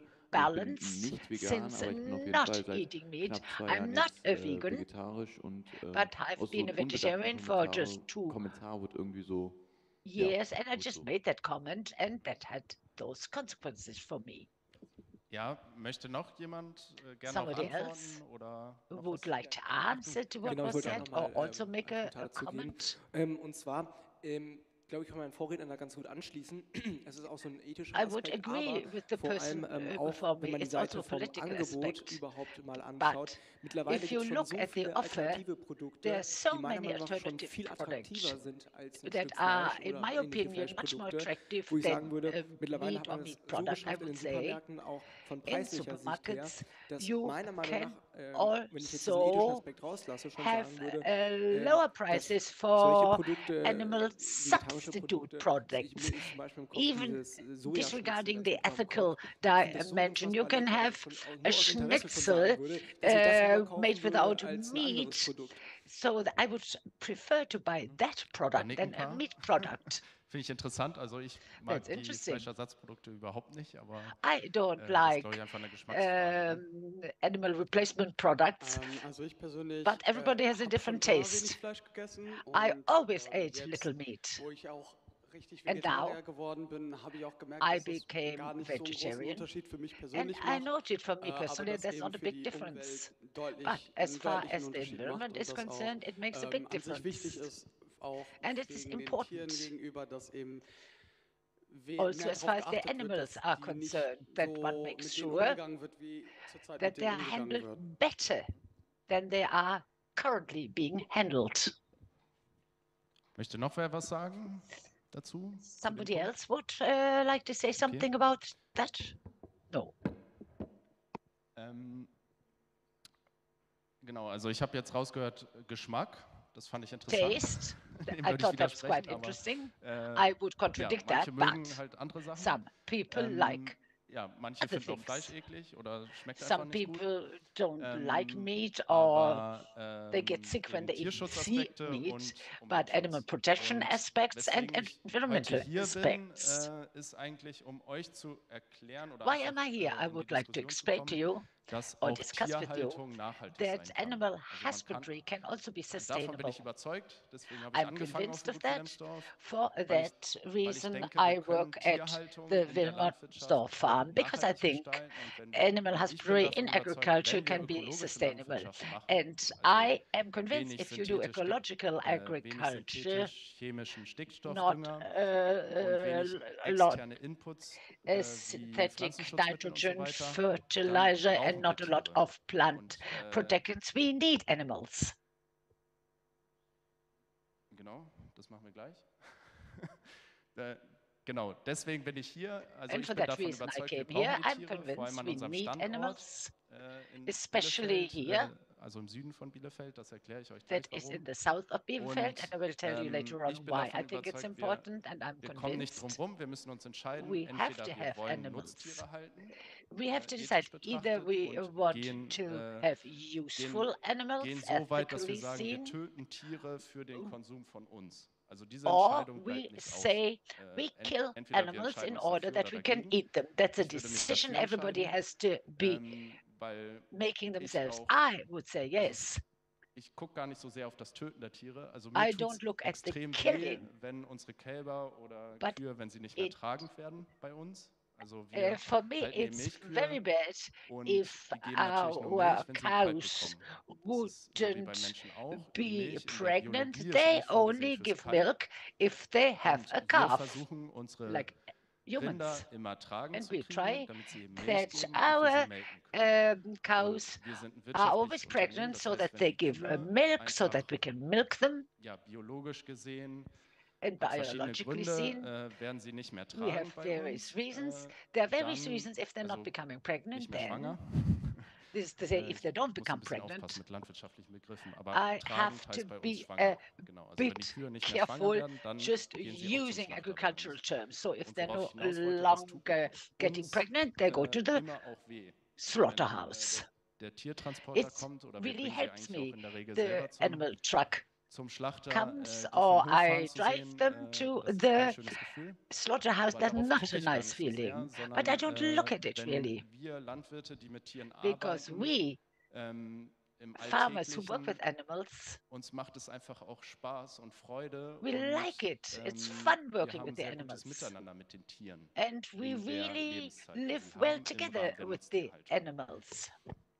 Genau, also es macht Freude, mit den Tieren zu arbeiten. Das ist auch I eine love große working with the Motivation, animals. warum That's a big ich mich motivation. entschieden habe, Why I ich nehme decided Nutztierhaltung nicht generell ab. that I don't Der andere wichtige Punkt ist eben, dass dislike ich davon animal überzeugt bin, husbandry wenn wir or ökologische animals that Landwirtschaft are machen wollen, dann useful. brauchen wir sie, die Tiere. But we need the animals. Und ich wollte That's a am different Ende so reason. ein bisschen, das ist ja ein Workshop und wir wollen auch This is a workshop, Workshop-Ergebnisse and we want workshop hier results. produzieren, sage ich mal.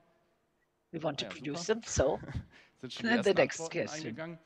We got the first answers Wenn wir already. jetzt auf die SDGs If you look at the gucken, am SDGs Ende, das ist ja das Ziel at the hier, end, because that's the würde ich gerne goal, das im Blick behalten.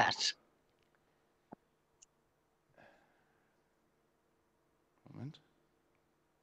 One sec, please. Genau, und jetzt bin ich da oder wollte zu dem letzten Punkt. Now, the last item. Is there something you want to say? Do you have questions? If you have questions, raise your hand, please. Genau, wo sind wir überhaupt in Bielefeld? Where are we located in Bielefeld? Bei uns ist es so, also Landwirte arbeiten immer mit Böden. Agriculturists work with soils. Definieren and eigentlich, was man machen kann in der Landwirtschaft. What you can do in agriculture. Haben sehr sandige Böden. Ich weiß nicht, ob ihr We have quite sandy soils. So. I don't know whether you learned something about soils in geography. And what do sandy soils stand for? Sehr trocken.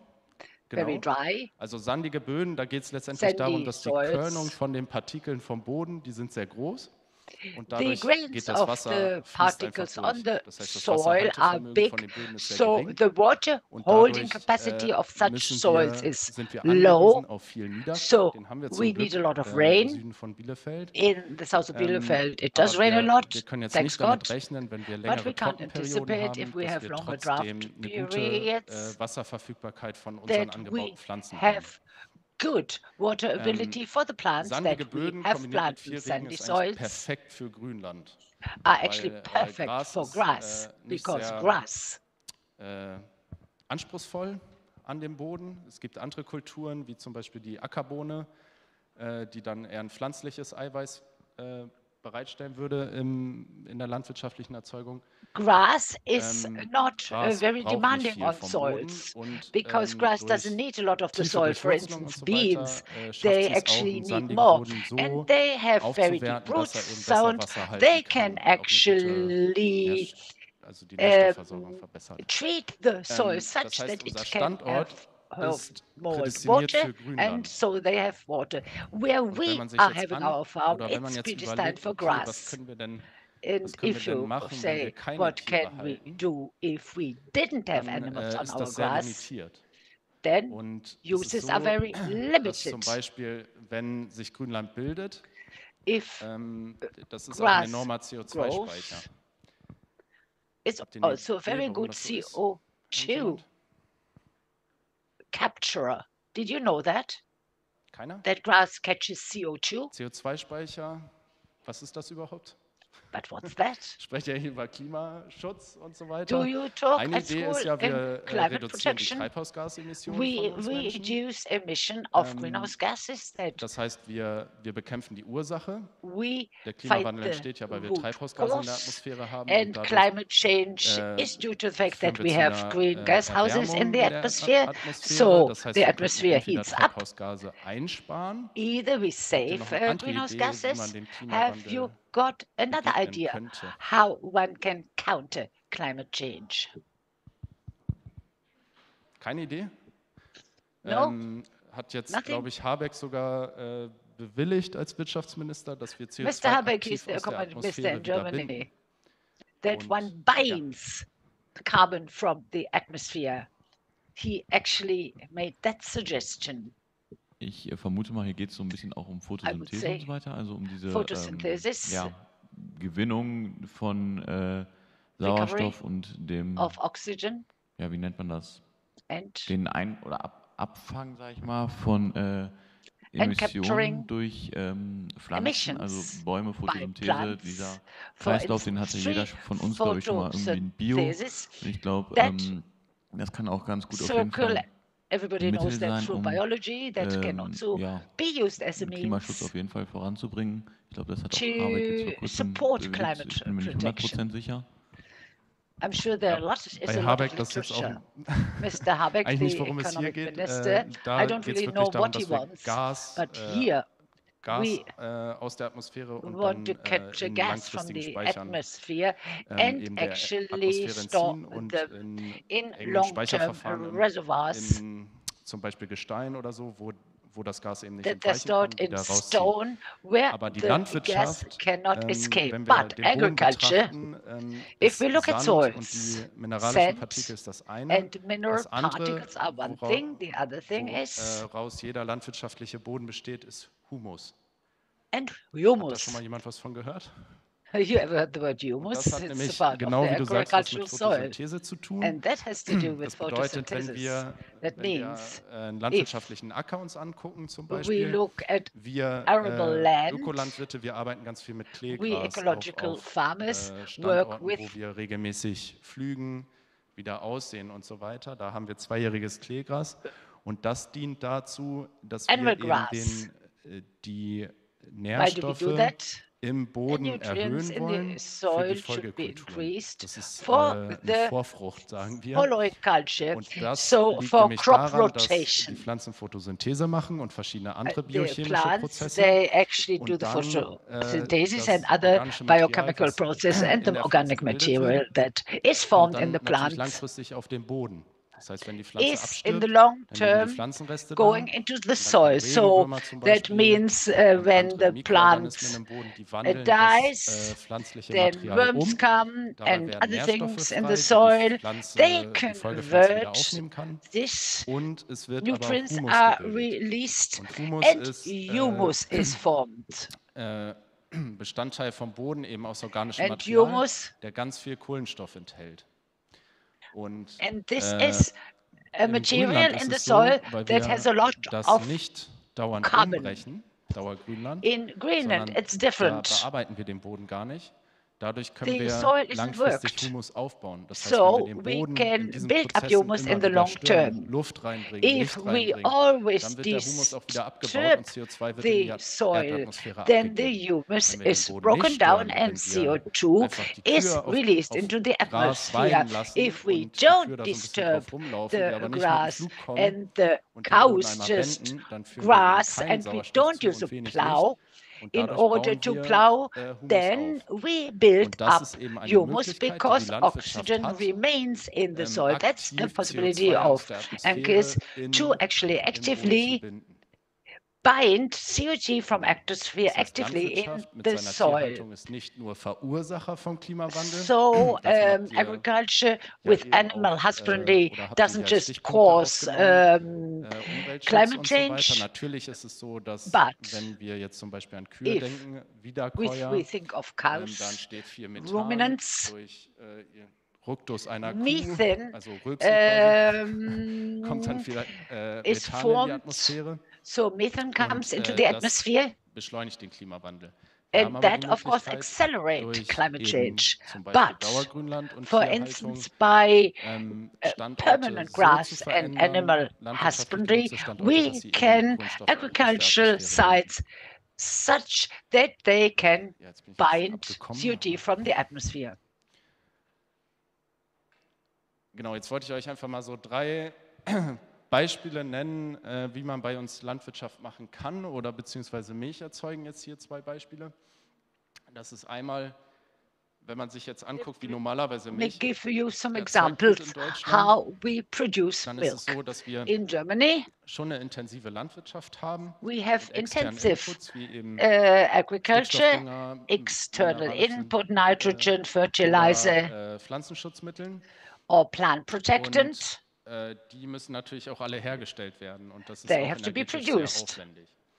Dann haben wir And sehr that große Strukturen is mit weiten Wegen. Das cumbersome. heißt, Then we have very ihr large kennt wahrscheinlich structures. Ala als große Molkerei oder ihr kennt Then we have, of course, Milra the als Marke. milk Also companies, die Ala, Milcherzeugung Milra, oder die milk Molkereistruktur in Deutschland production, ist or the extrem. Das sind sehr große Genossenschaften, dairy extraction wo is extreme. They're very Hunderte big von Landwirten cooperatives. liefern und wo eben große Milchtransporter durch Deutschland fahren, um So die they Milch have a lot of einzusammeln, milk. Big zum milk Molkereistandort truck zu bringen und companies dann wird go die Milch through auch sehr Germany. weit They vermarktet, go to the also dairy, bis and ins then Ausland the rein. milk is driven even to Dann other ist es auch countries. so, dass in Deutschland in der Milcherzeugung ist In das Germany, Milchvieh inzwischen milk losgelöst vom production, Grünland. Also das, was ich erzählt habe, was wir machen, ist the nicht cows so. are Die Kuh ist no ja ein longer Wiederkäuer. on grass. We do it Vielleicht different because kann einer cows are kurz sagen, was ein ruminants. Wiederkäuer ist. Do you know what a ruminant is? Ja?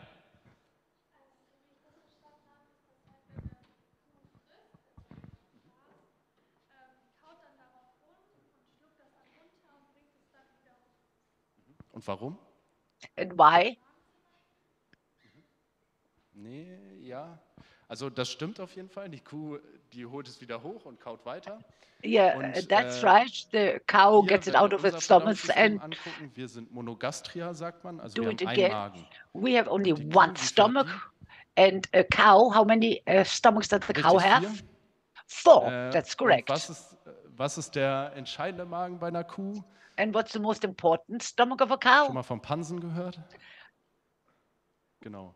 Also it's the one Kuh, where das Tolle an Wiederkäuern ist nämlich, wenn wir auf nachhaltige Ernährung jetzt gucken, when we look at da sustainable geht's ja immer food, um Effizienz, sage ich mal. we're talking about efficiency.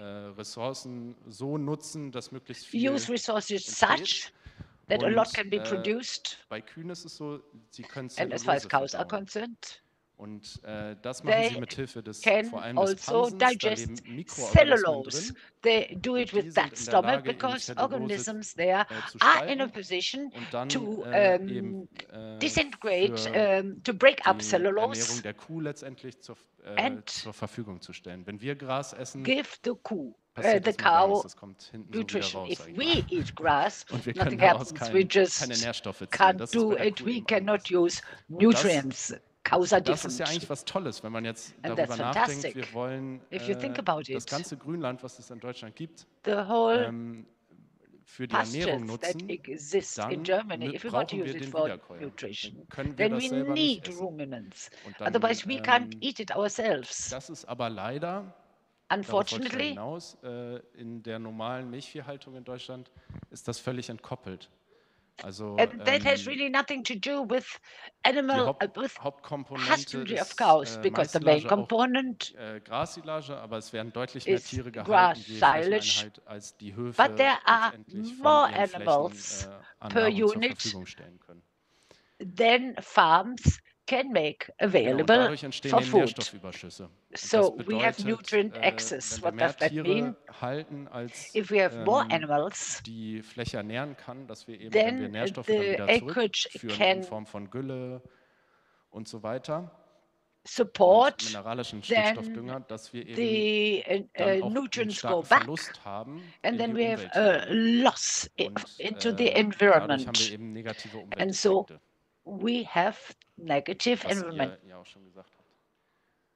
Und wenn wir jetzt angucken, wie wir das in Wilhelmsdorf machen, If we look how also we bei do uns it ist es in so, Wilhelmsdorf, generell, wenn man ökologische so in general, Landwirtschaft when it wenn man comes to zertifiziert organic ist, farming, nach and if you've got a EU-Gesetzgebung certificate oder wir sind auch according Mitglied im to the EU Biolandverband, legislation, da gibt's eben or immer we are also a Eigenregeln. member of Da gibt es eine Regel, ihr dürft Island nur so viele Tiere Association, there's halten, always wie a ihr mit rule. euren Flächen Only auch have ernähren as many könnt. animals Theoretisch as you can gerechnet jetzt, feed ne? with your own Aber es ist acreage. sichergestellt, wenn So it has to be ensured that if Qualitätssiegel you drauf ist, dass want to have an nur so viele organic Tiere auf dem Hof label, gehalten you werden, wie may der Hof auch only von seinen Flächen have ernährt as many animals und as you can feed Nährstoffe with your sinnvoll own zurückführt dem Boden, dem System. feed and nutrients that are Wir provided by the gucken eben, soil. dass wir standortangepasste So what we do is Landwirtschaft machen. Das heißt, wir that nutzen das our Grünland auch agriculture is als adapted wirklich to als our soil. We Futtergrundlage. use the Wir Greenland praktizieren for Weidehaltung feeding. und das ist auch kein We Standard. keep Also our wenn man sich animals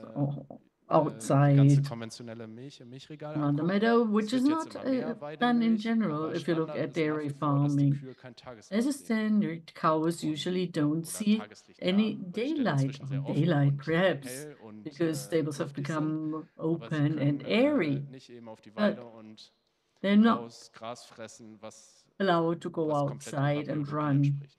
Das ist bei uns And anders. so Bei that uns dürfen die contradicts Tiere their raus und sie biology, which is fressen auch different Gras, from so what wie we are das die doing. They Biologie go vorsieht bei outside Wiederkäuern. and they feed on grass. Genau, das ist der nächste Punkt. So Also that's wir next nutzen diesen point. Wiederkäuer auch im Ernährungssystem So und we veredeln use eben Gras zu wertvollem tierischen Eiweiß. also the ruminants, and Dann ist we es bei uns also so, dass wir eine make Biogasanlage that noch a haben, wenn wir auch protein. über We have Klimaschutz also biogas nachdenken. plant Dann geht on es ja darum, our dass die Tiere farm, scheiden natürlich because viel when aus thinking about environmental protection, und man kann die entweder animals, sofort of aufs Feld course, bringen. Dann ist es aber so, ich habe hohe Verluste. Was wir machen, wir haben noch eine Biogasanlage, heißt das. Da sind wiederum auch große we Bottiche, have a wo biogas auch plant Mikroorganismen drin sind. where Und da führen wir eben Gülle und Mist microorganisms, in diese excrements are großen Bottiche used und die Mikroorganismen zersetzen das nochmal und dabei Slurry is used, liquid manure is used, and that then forms methane that we use to produce and generate heat, and also electrical current. We use the heat for our dairy, to rinse our tanks, for example, and the electrical power is fed into the system. So we make liquid manure and also cow excrements into electrical power. That's something if you think about keeping animals. What positive effects can I have? By the manure, I have an energy trigger that I can also use. I can generate energy. And in the field, I can use it as fertilizer for the cultures. Genau, worauf wir auch sehr achten und jetzt auch seit 1.11. We pay a lot of attention to that, and we've been communicated it very heavily since the 1st of November. Wie wir sie, sag ich mal, für uns ethisch nach außen vertreten können. We use our animals das bedeutet, dass wir and uns our dahin livestock entwickeln wollen, dass die Kälber bei den Kühen bleiben. in a way that it is acceptable to us. So that, for example, calves stay with their mothers. Ordinarily, calves are taken away from the mother cow after 2.5 days, and mother cows are milked. The calf is sent into a single stable and it's fed by humans. And we changed that. Not all of the calves, but those who are used for producing animals, and we also have a demand for veal. So the calves are kept with their mothers. They can stay with their mothers for 3 to 4 months. Or also stay with the foster mother, or fed by them, and they're not separated after 2 days or 3 days.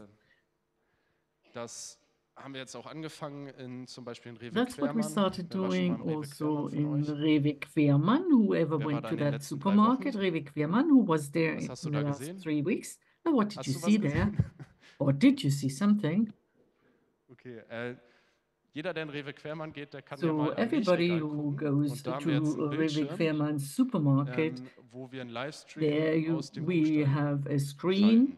Das heißt, ihr where you könnt sehen, can wie unsere see Tiere gehalten our werden und wie, stables dass wir live. eben nicht, was viele Molkereien You can tun, würde see ich jetzt how mal we so keep our pauschal livestock. behaupten, ohne es überprüft zu Lots haben. of Aber wenn man sich dairies die Milchverpackung anguckt, pretend things, unsere but neben when looking einer at the von milk Aldi Bio packages, Eigenmarke, da stehen letztendlich die gleichen one of Sachen drauf. ours next to Und da kann man nicht, Aldi's stimmt nicht, man kann nicht draufschreiben, was man will, aber brand. werbetechnisch die Well, you Botschaften kann man you sehr can geschickt put on them formulieren, whatever you'd like dass dann to, or you wenig can do Unterscheidbarkeit da ist. Und wir wollen eben advertising zeigen, wir machen es in whatever anders. clever Und ways, ihr and könnt we'd es like auch to show live that we im actually Stall do it dann richtig differently, and sehen. you can watch that live by looking Genau, at these deswegen screens. Transparenz. Wir haben auch 4 Hofführungen We are die very Woche transparent. ab We früher, offer wo wir auch 4 gerne guided Klassen tours einladen. per Also wenn ihr week euch das mal vor Ort on angucken our wollt, farm, and kommt gern vorbei, we also sprecht offer euren that for Lehrer school an und classes wir if you'd like to organisieren do auch Hofführungen that. für euch Talk und to your zeigen euch das teachers, nochmal ganz and we'll show you konkret. what we are doing.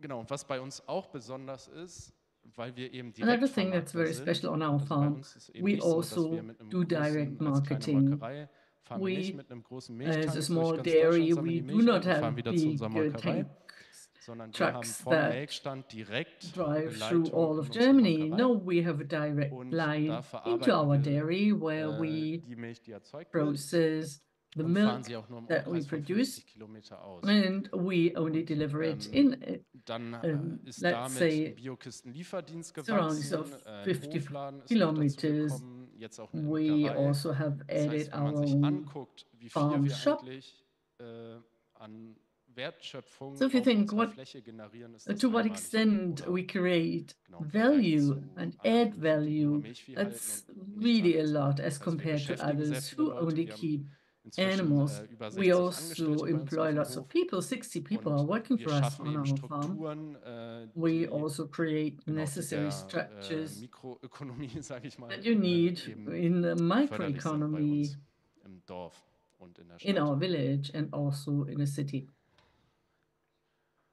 Und dann kann man ja noch darüber nachdenken, wenn wir jetzt, was wir auch schon hatten, wenn wir jetzt vegane Landwirtschaft bei uns umsetzen wollen würden, wären wir aufgrund des Bodens sehr eingeschränkt von den then we're Kulturen, very die wir much anbauen können. limited due to the soil, Wenn ich because mir unsere there would Fruchtfolge be angucke, a dann limited könnten number wir of crops Kartoffeln, that we Roggen, could Lupinen und Mais anbauen. really Wir cultivate, können aber zum Beispiel potatoes, kein rye, hochwertiges lupin pflanzliches and corn, Eiweiß and wie Erbsen no oder vegetable Bohnen proteins produzieren. such as Die sind eben auf gute beans Böden or angewiesen. lentils could be produced, Und because for that es you'd würde auch need bedeuten, really dass wir good unser soil. Grünland umbrechen würden Our Greenland müssen. would have Und to das be heißt, plowed dass wir then auch and ganz viel to be Treibhausgasemissionen erstmal converted, and a freisetzen, lot weil of CO2 would then be im Vergleich zu emitted Ackerland, wo man as dann eben compared pflanzliche Kulturen für die menschliche to Ernährung anbaut, fields Jahr für Jahr neu where you ausgesät, really störe ich den cultivate Boden ganz viel. everything for Und human wenn ich Grünland zu Ackerland mache, nutrition, dann werden eben then you have to change a wird der lot. If Humusspeicher Greenland is abgebaut converted, und es the wird CO2 humus in die storage Erdatmosphäre is emittiert. reduced and the CO2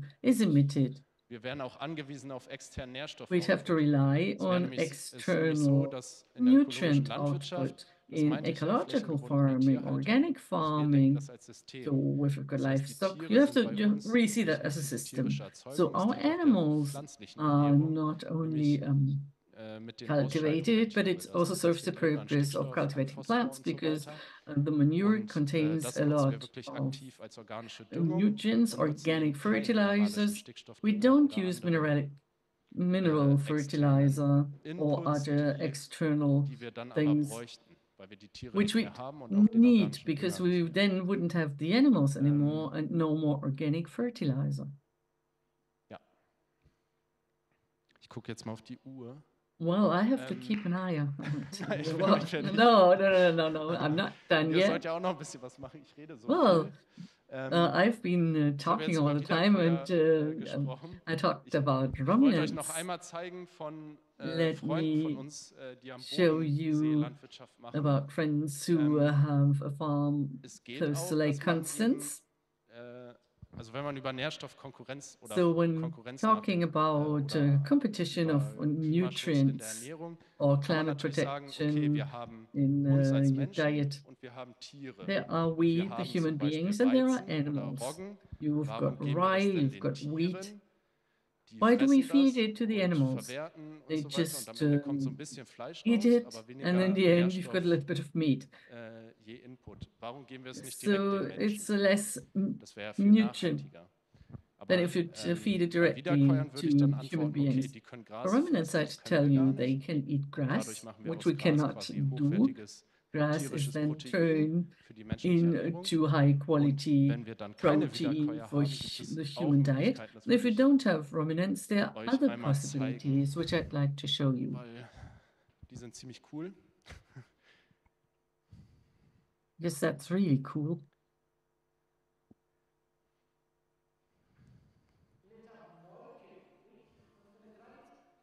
Mal nochmal von Anfang.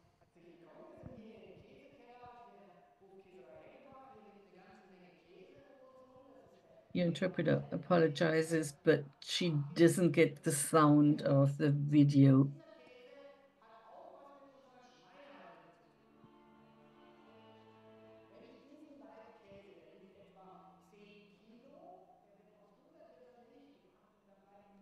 Your interpreter apologizes, but the sound's not good enough to be translated.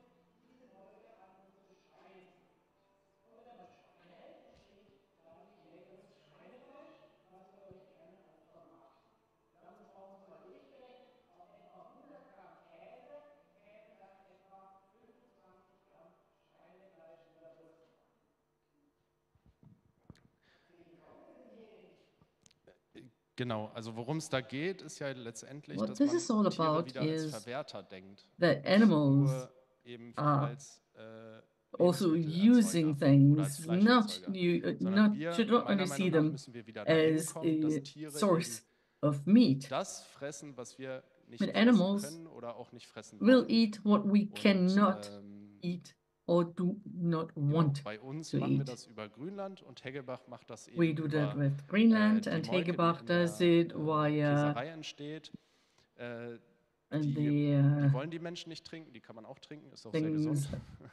Aber da gibt es eben keine Vermarktung für und dann hält man such eben Schweine as dafür, wheat dass das noch für die that menschliche people don't want to Ernährung drink, and then you verwertet give wird. it Neben to der the Molke, die pigs haben auch eine in order to use it. Gemüseproduktion Apart und from die wheat, they ganzen also produce Reste, die zum vegetables. Beispiel, die machen eingekochte rote Beete. For Was da example, entsteht, das they sind ja auch die Schweine. also Also die werden komplett mit cook Resten red ernährt und dann beets, entsteht eben and their Fleisch, pigs are fed was with nachhaltig the produziert ist, meiner rescued, Meinung nach, weil es nur auf Reststoffen sustainably basiert produced oder meat, because they only are fed Futtermitteln, die eben nicht für die menschliche Ernährung geeignet sind. rests that either humans won't eat or cannot eat. Genau, ich weiß irgendwie nicht, wie ich das hier wieder groß kriege. Well, actually, I am not sure how to enlarge that again. Ja, das war es so von meiner Seite, was ich erzählen wollte. So that was my Ich dachte jetzt zum presentation Schluss as gucken wir uns nochmal basics. die At the Nachhaltigkeitsziele end, we der can have a look at the Landwirtschaft oder nicht der sustainability Landwirtschaft, goals. Die Nachhaltigkeitsziele an und ihr könnt einfach auf Regarding euer Smartphone mal agriculture, tippen, and you can wo type ihr denkt, into ist your denn die smartphones Landwirtschaft where you think beteiligt. where Also wenn wir diese agriculture Ziele angucken, is also wo involved. ist die When Landwirtschaft ein looking wichtiger at the Akteur, Sustainable Development Goals, where is agriculture an wo important sie actor? eben zu beitragen kann, diese Ziele Where zu can erreichen. agriculture contribute to Und reaching dann dachte these ich, dass goals? wir alle Ziele, die ihr antippt, einmal All the betrachten goals that you und dazu mentioned, sammeln, was die well, let's Landwirtschaft collect da them and let's have a konkret look what agriculture was zu leisten can kann. actually contribute. Das gemacht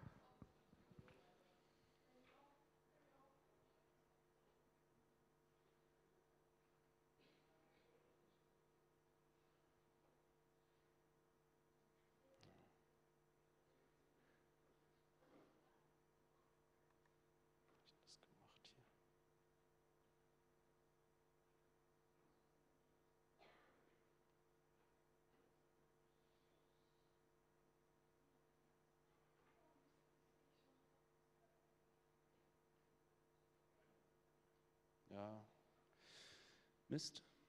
Ich müsste mich hier wieder einwählen. Ich habe aber nicht den Well, actually, I'd have to dial in again, and I have unfortunately do not have yet this fingerprint, so I'd have to know his Aber es geht schon password. jemand und guckt mal. But somebody will probably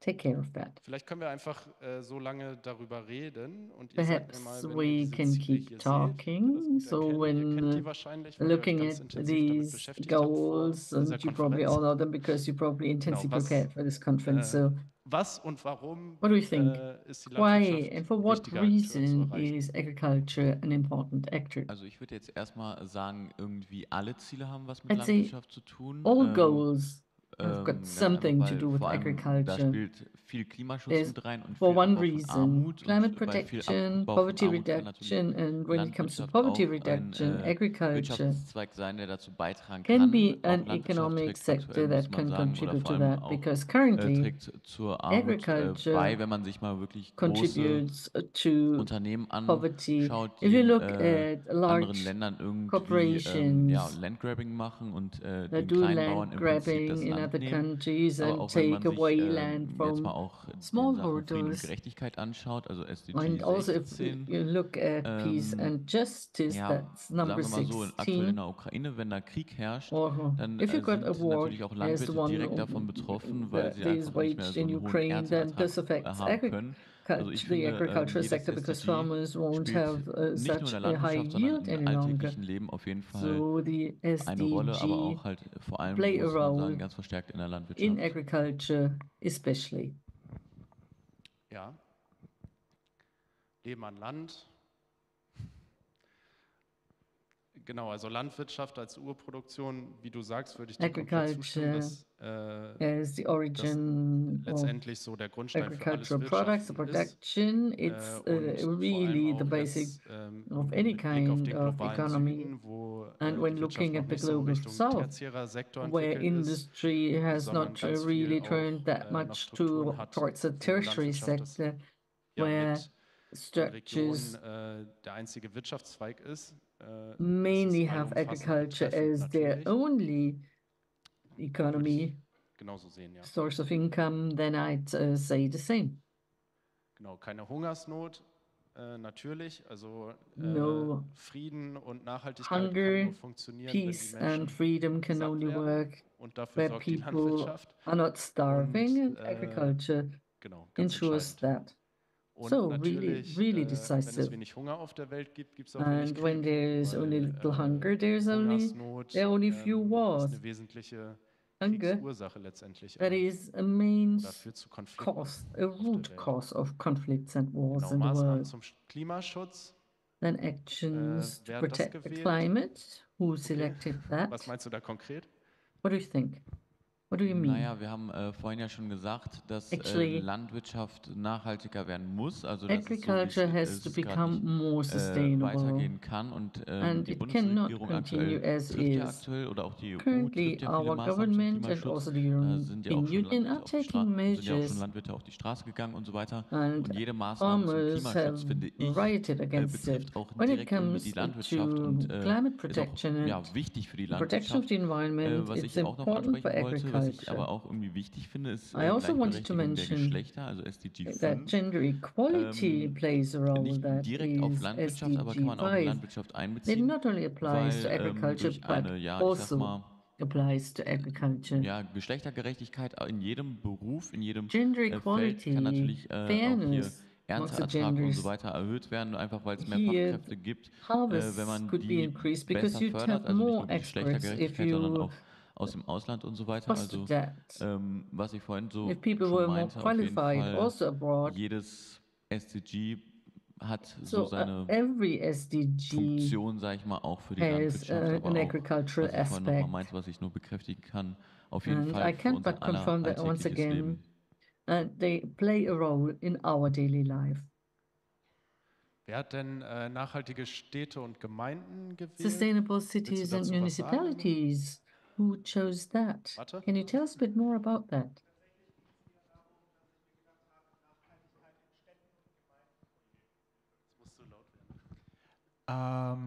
Ich habe nachhaltige Städte und Gemeinden gewählt, I weil chose sustainable cities and der Ansicht bin, municipalities dass lokale because I Bauernbetriebe think und that Landwirte tatsächlich einen großen local farm Anteil von operations and Nachhaltigkeit farmers und Klimabewusstsein innerhalb diverser contribute a lot to Gemeinden erreichen können, sustainability and also indem sie climate eben halt awareness auch für within the diese Gemeinden arbeiten. municipalities Ich meine, because ich they're habe da immer so ein working for bisschen such einen sehr municipalities. bekannten Schweinehof im Blick, der hier in der ganz in Well, der Nähe we arbeitet, in Gütersloh. have Der ist a ja big fast operation deutschlandweit vertreten und that wenn er sich mehr darauf konzentrieren würde, mehr in Gütersloh zu arbeiten, dann wäre das have deutlich lots besser of für pigs in Gütersloh Gütersloh, und auch deutlich besser für and Deutschland und auch für die it's one of the Nachhaltigkeit biggest in im Bereich Germany. And if it Landwirtschaft. was closer to Gütersloh, they'd do a lot more for sustainability Wer and war denn bei also Lars Vortrag vom for NUMA that in eigentlich? Germany. War da jemand von euch? Did somebody attend Lars's Wer kennt presentation Lars about oder the wer kennt das Numa NUMA? restaurant? Do you know Numa Ja. or do you know Lars? Okay, was hat er erzählt? So Weil das würde what mich did he interessieren, weil tell wir you? liefern eben I'd really like Kalbfleisch to und know Milch und because Joghurt we an. Und das ist supply genau das, was them du sagst. with Also das ist für milk mich and auch with veal and ein Teil yogurt. von nachhaltiger Entwicklung, So that's dass part wirklich of die sustainable Urproduktion wieder development, lokal that vernetzt the ist. source of Also dass man origin nicht, is du hast glaube ich local, auf so Tennis that you have angespielt, local networks. I mean, you dass you man eben refer to tennis playing. Well, you should really produce more at a local level and not ship everything across all of Europe.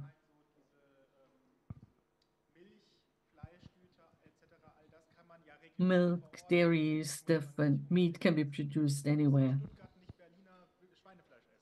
You don't have to also ich fasse eat kurz zusammen, du siehst das genau wie ich, dass man pork from quasi die lokale Stuttgart when living in Erzeugung Berlin. landwirtschaftlich, So wie Fleisch, local Käse production of oder meat, auch of Getreide cheese, und so weiter wieder auch in der Region also vernetzt, grain, vermarktet cereals und nicht über große should be marketed Schlachthöfe, locally, not via wo dann eben big von Deutschland slaughter europaweit Schweine operations such as hingekarrt werden und Tönnies, dann where wieder pigs from in all ganz over Europa Europe als are Fleisch eben brought verteilt to wird. and are Genau, then das sehe ich genauso, deswegen arbeite ich auch butchered auf and then Konferenzdorf, weil wir distributed das all over natürlich so Europe machen. once again. I mean, Sind wir uns ganz I'm einig. really against doing that, so we Guck fully jetzt noch, agree. was hier noch gewählt wurde. What else did you select? Ich hätte meine Brille mitbringen sollen. I should have brought my Kann glasses. wer 17 lesen? 17. Partnerschaften um die Ziele zu erreichen. Wer hat das partnerships in order to achieve these goals. Can you explain why? Sie haben ja auch mehrmals schon erwähnt, dass Sie mit anderen zusammenarbeiten. Mentioned more than once that you also collaborate with others. Especially if you'd like to achieve all of these goals, then if you want to work with the corresponding awareness, one should help each other with transport chains, supply chains, or this restaurant Numa. It's a source of money, and you are helping the restaurant. I assume that it is very important to work hand in hand. Ja, also kann ich auch nur zustimmen. Man ist darauf angewiesen, dass I can't but agree with that. Was eben als Ziel quasi formuliert you have to rely on it. What you set is a goal that only works if we have good partnerships in the region. Look at the local economy, and you have to rely on that. You probably know Bakery Lamb, and they are interested in having our milk because we, in our small structures, our unit costs are so much higher, our production costs are higher. We don't have a big butchery or slaughterhouse such as Tönnies. We have somebody from Munich who just butchers one animal per day and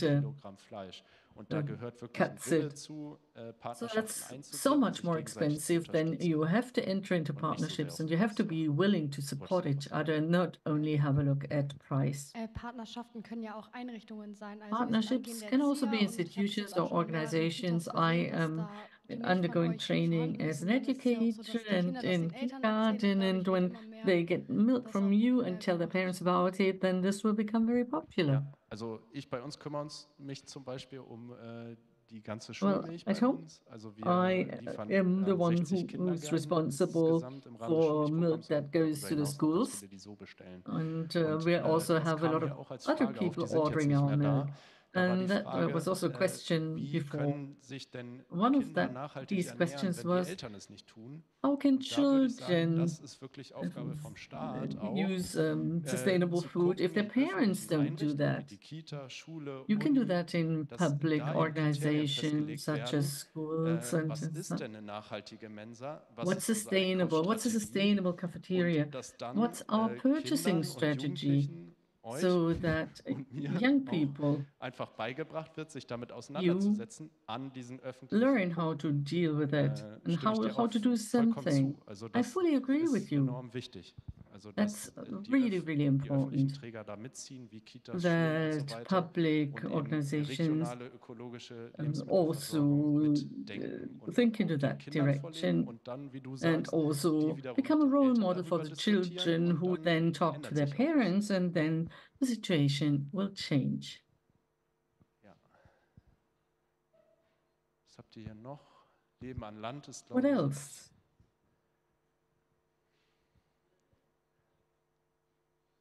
Verantwortungsvoller Konsum. Responsible consumption.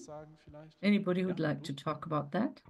Also ich würde jetzt einfach mal sagen, dass halt bei verantwortungsvollem Konsum ja total krass das Regionale mit reinspielt, sodass man eben darauf achtet, regional zu kaufen, regional zu konsumieren. Und das ist ja ein total verantwortungsvoller Konsum und das haben Sie ja auch schon total responsible consumption, and you've underlined that several times, and therefore I opted for that because by buying regional and seasonal to that, then you can change a lot. Konsum zu 100% einschränken muss, sondern you halt einfach do not really have to limit your consumption 100%, but you should be more aware when consuming and become more regional, local. Der Bildschirmschoner ist angegangen. Also Saisonalität, auch ein wichtiger Seasonality, Punkt. Regionality. Man muss, wenn man eine nachhaltige Ernährung denkt, if you think in terms of sustainable food, also das ist schon eine Einschränkung, wenn man sagt, it does limit yourself. If you'd like to use seasonal food, then only eat strawberries when they are ripe here in Germany, or same applies to blueberries or other vegetables or fruits. was ich sagen muss, was ich total überraschend finde, ist, dass hochwertige Bildung keiner irgendwie angeklickt hat. Higher education is something that nobody opted for, but I think that would be an important point, especially verantwortungsbewusste Konsum, also dass man halt auch in der Schule und auch außerhalb der Schule durchaus lehrt irgendwie, was bedeutet es denn, verantwortungsbewusst zu konsumieren, was bedeutet es denn, irgendwie umweltschonend zu leben und so weiter. Also das ist im weiteren Sinne auch ein extrem wichtiger Punkt, wenn man gerade auch, was ich jetzt schon gesagt habe, anknüpfend irgendwie an especially if you'd like to add what I just said, if you'd like to add to responsible consumption, it's the basis for everything leben zu können.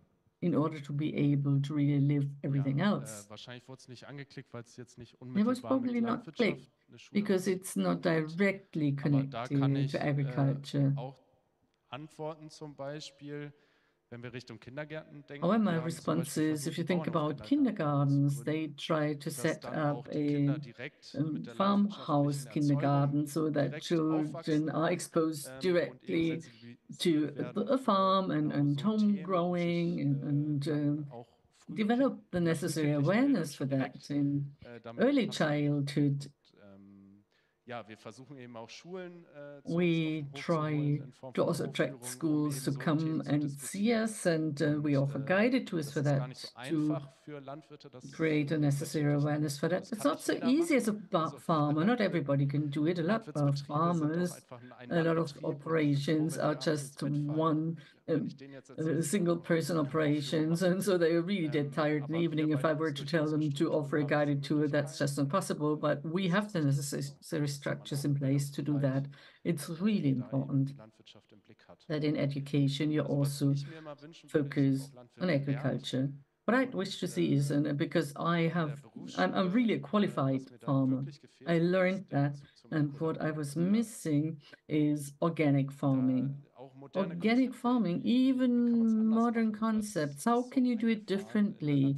Everything is really so rigid and stuck in the old-fashioned system. So when I was in the classroom, and I was already 20 years old at the time, and the others, they were just 17, and we're looking at bulldogs. So that'd be an approach in agricultural educational training to be a bit more innovative and also look for different things, because agriculture still is rather conservative. Okay. Anybody else now? Just a minute. Otherwise, nobody will be able to hear you. Also, dass halt die Landwirtschaft ja nicht gerade den Aspekt well, agriculture is not higher education. You can only build that up in form of partnerships and other things. Therefore, I wouldn't only think about agriculture as that only. Entschuldigung.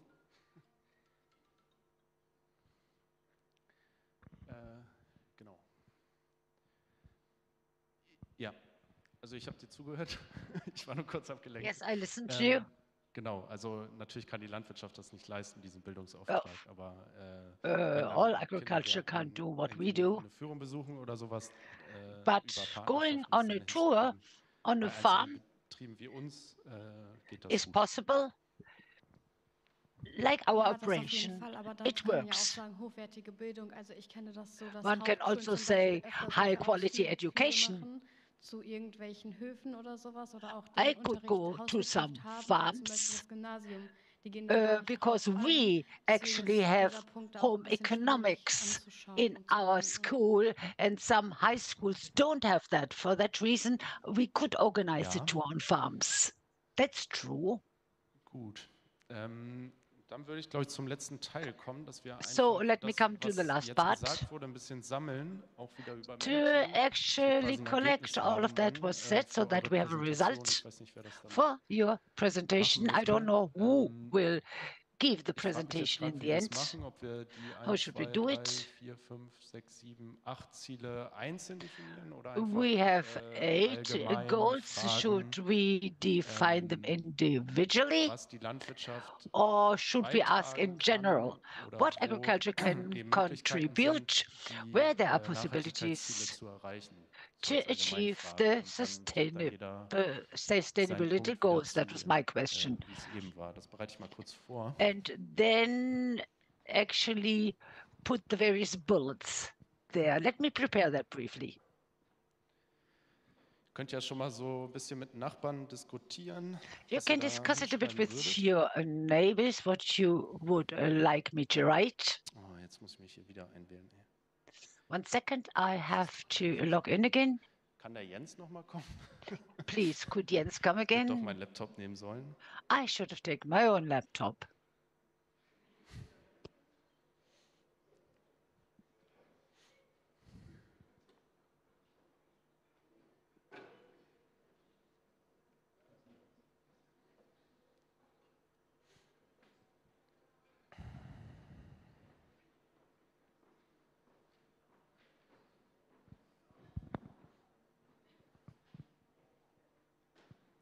Hast du sein Passwort?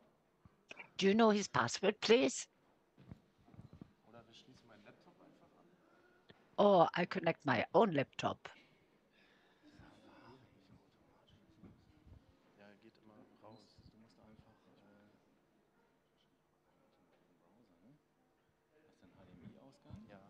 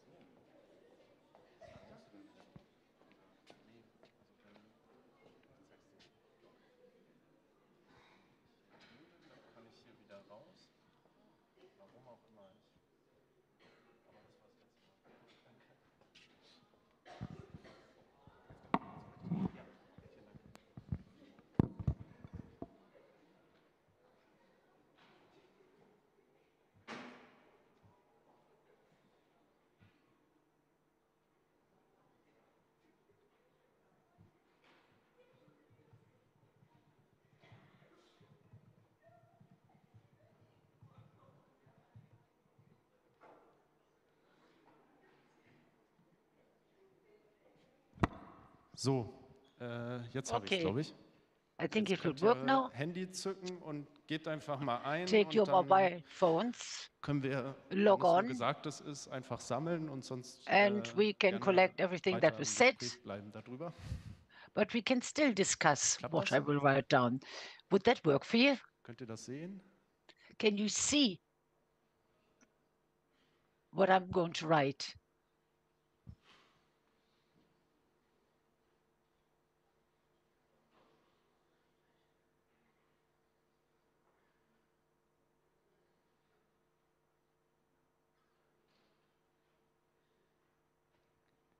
Könnt ihr da was eingeben, weil noch nichts kommt? Can you input something, because I can't see anything? You didn't write anything yet, did you? Lasst euch Zeit. Ich gebe euch mal 10 Minuten, take your dann kann ich kurz time. telefonieren. Okay? 10 minutes, because I have to make a phone call. Okay?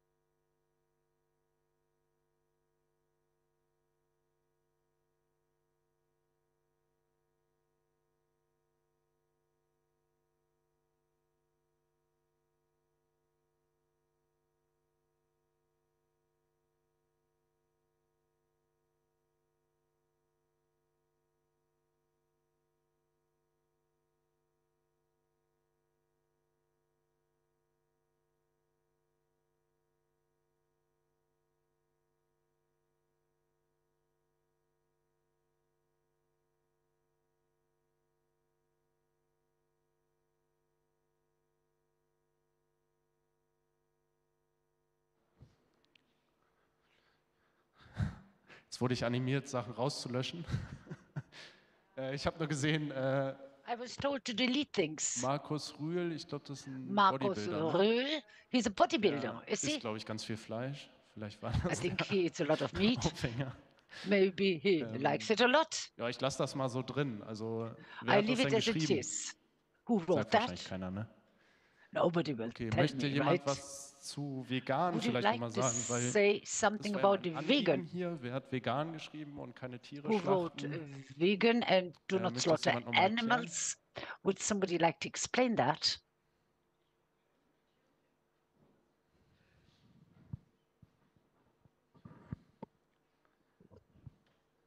Keiner? Nobody. Okay. Good. Kühe haben 4 Mägen, ja, sehr gut. Habt ihr was Cows gelernt have heute? 4 stomachs, so you learned something today.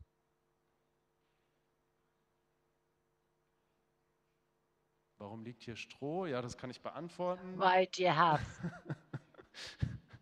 Ich weiß auch den Kontext, Hey. warum das geschrieben wird als Witz. I aber also bei know uns why liegt that was written, tatsächlich Stroh im but Stall, weil really, we have hay das for the als animals natürliche because Einstreu einen sehr guten Komfort unseren Tieren gibt. that Die schlafen sehr is gerne auf Stroh, very wühlen sehr good gerne in Stroh. for our animals. Deswegen liegt They bei like uns hier sleeping Stroh. on it, and that's why we do it like that. Plus also straw, not just hay.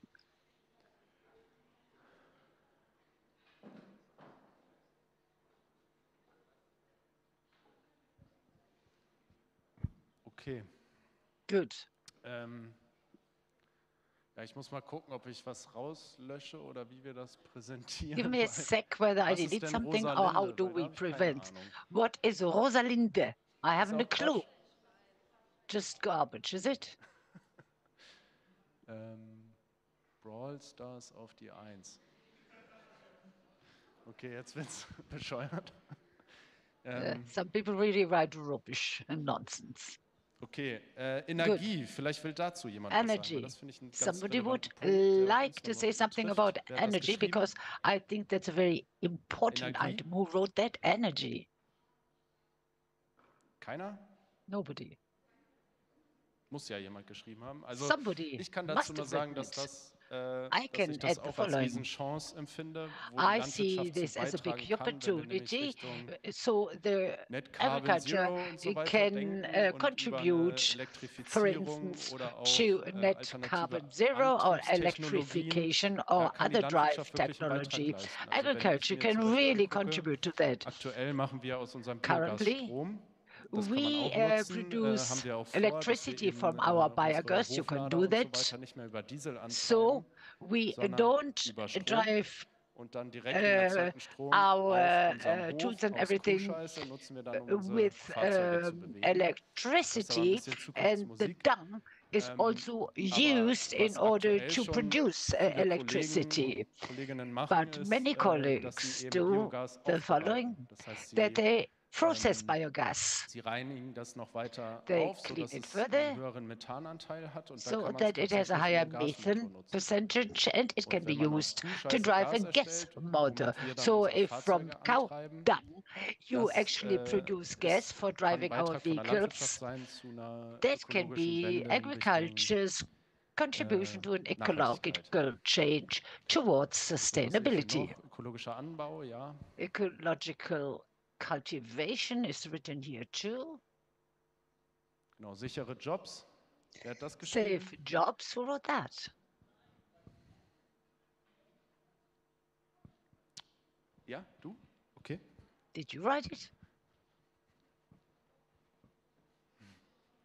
Gut, dass ein paar hier voll dabei sind. Danke. It's very good that some of you are really, really engaged. Ich meinte einfach mit sicheren Jobs, dass da ja immer Safe Hilfe jobs, what does benötigt that wird, mean? zumindest denke ich One das. always needs Und help, dass at least on a das farm, dann that's auch what I zu think. weniger Armut führen könnte. That could also reduce poverty. Ja, auf jeden Fall. Also In any ich case, hatte ja schon gesagt, in I said anderen Ländern, already, wo die Wirtschaft noch in nicht so other weit entwickelt countries ist, where that economy is really developed and where agricultural production is an important economic factor. Agriculture is one of the main employer, and this is of course very important for the whole industry and the whole country. And here in Germany, my brother-in-law and Uli actually started on the farm. They leased it, and now 60 people work for us because we have regional marketing. In Germany, it is also possible to have regional marketing. Ecological regional supply, it's possible also in Germany. And that means creating jobs here, local jobs. And if you look at the pork business, per every pig that's is slaughtered, you need much less people than for milk production, like we do it.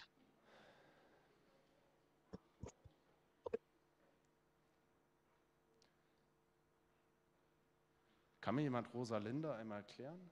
Rosalinde, can you explain what that is? Oh, that's a pig. Okay, name of a pig. I'm going to Google it. Maybe then I know what you mean.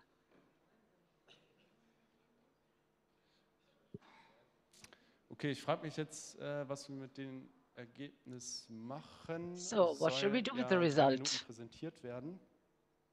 This should be presented within 3 minutes. Ich kann die ganzen Folien schicken. Wer hat denn Lust, I can send you all overheads. Wie läuft das? Wisst ihr das? Who would like to receive it? Did you discuss that already among yourselves? Weiß keiner.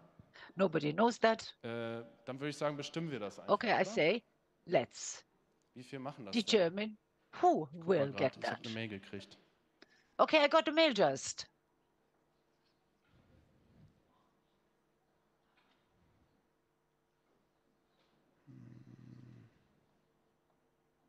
Da kommt jemand. Somebody's coming. Okay, ja, ich habe keine Zeit. Ich muss gleich los. I don't have time Deswegen, because I würde have ich sagen, to vielleicht 2, oder? Dass man leave. nicht so alleine da Maybe steht. 2 of Wer you hat denn Bock could do it drauf? together. That no one alone is responsible. Kommt schon. Ach, come on. Und dann müssen wir auch zusammen überlegen, was präsentiert Volunteer. wird. Ich glaube, hier jetzt so eine We also have to Rosalinde. discuss what's sorgt being vielleicht für gute presented. Stimmung, aber Maybe Rosalinde, nicht Ziel people des will Ganzen have gewesen. fun, but that's not actually what we want to do. Okay, hast du vielleicht Bock, weil du dich viel beteiligt hast und du? You contributed a bit. Do Okay. you want to do it? And you over there? Okay. Ja. Ich würde das dann vielleicht hier schließen, ein bisschen aufbereiten, also den Quatsch hier rauslöschen. Processes a bit, und dann Jens delete what's schicken rubbish, und and send to Jens. ich weiß nicht, ob Jens die Macht hat, hier I jemanden don't know einfach whether zu verdonnern, Jens aber can force sonst somebody muss er selber to machen. present. Otherwise, he has to do it himself. Also es gibt keine Interessierten, schade. So nobody's interested. What a shame. Ab 1:30. It starts after 1:30 again. Überlegt noch jemand? Wollt ihr? Is somebody still considering Gut, dann doing it? No. schade. So that's Vielen a Dank an pity. euch. Thank you Hat Spaß very gemacht. much. Ihr It könnt was a lot of fun uns talking gerne to you. folgen. Also wir You haben can einen follow us. Instagram-Kanal und wir haben We eine have an Website. Instagram Mal channel. gucken, We wer have wir a sind. website. You Und can see who stellen we wir are. sehr transparent vor, was wir so alles machen. And you can Und, see in a very transparent way what schaut we auf actually do. Instagram, gut Wilhelmsdorf. Go on Instagram and Google Wilhelmsdorf Farm.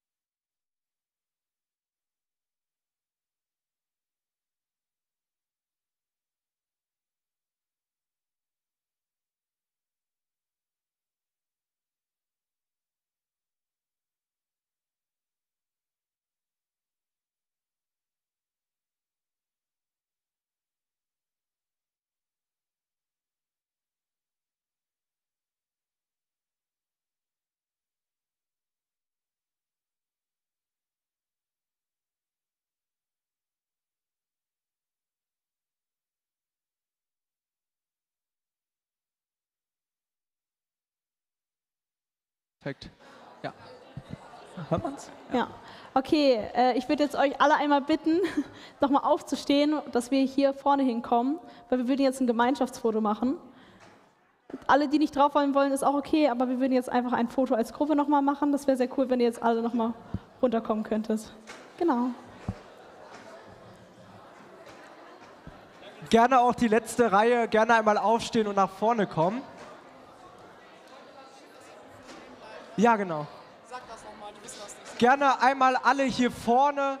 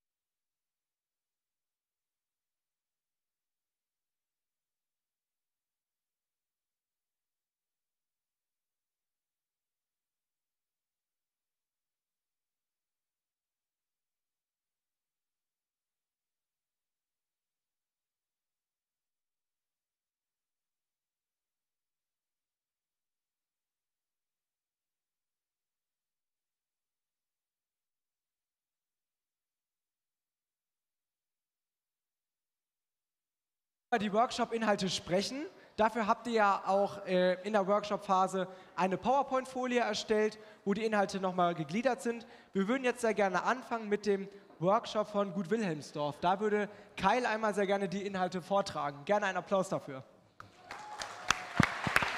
Hallo?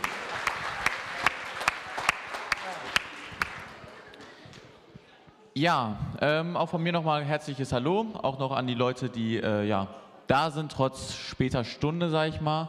Genau, wir waren so ein bisschen produktiv in Sachen Fragen Landwirtschaft und ja, Nachhaltigkeit. Muss Landwirtschaft überhaupt vegan sein, um nachhaltig zu sein und so weiter und so fort.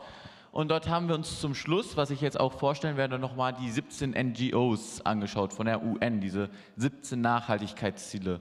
Und dort haben wir gesagt, okay, wie können diese NGOs überhaupt verbunden werden mit Landwirtschaft irgendwie? Wie kann man...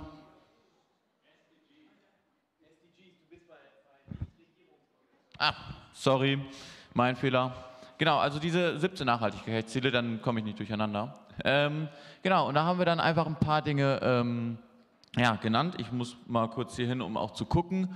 Ja, ein paar Dinge sind, sage ich mal, so ein bisschen Quatsch, Rosalinde und so.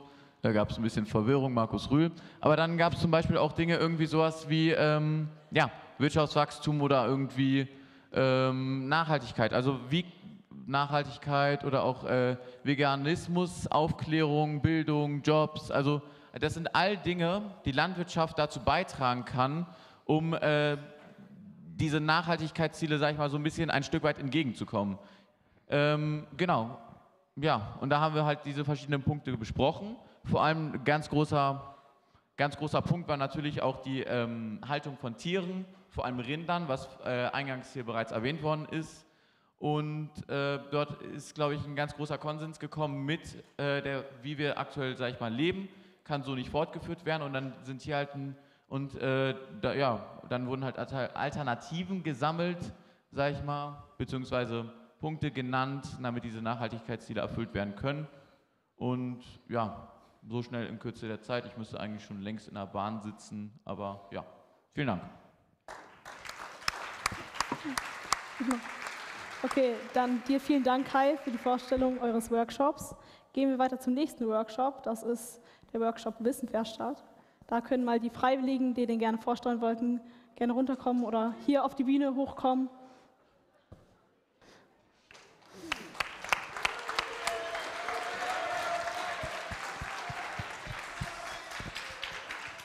So, dann ist das einmal für euch. Danke. Ladies first, ladies first.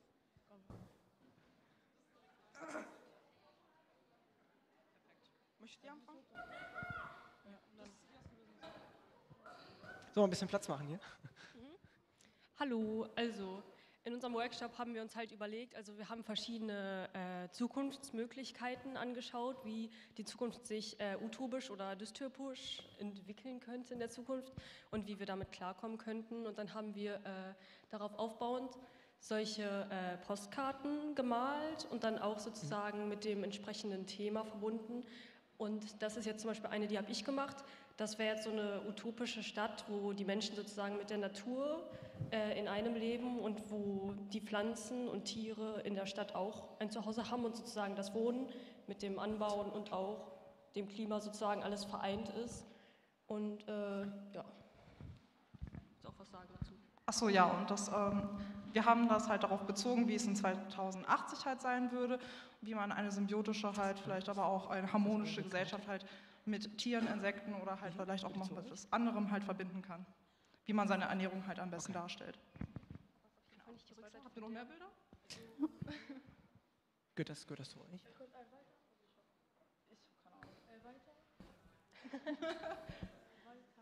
Noch weiter. Nee, das waren schon alle Bilder. So, das war von dir dann.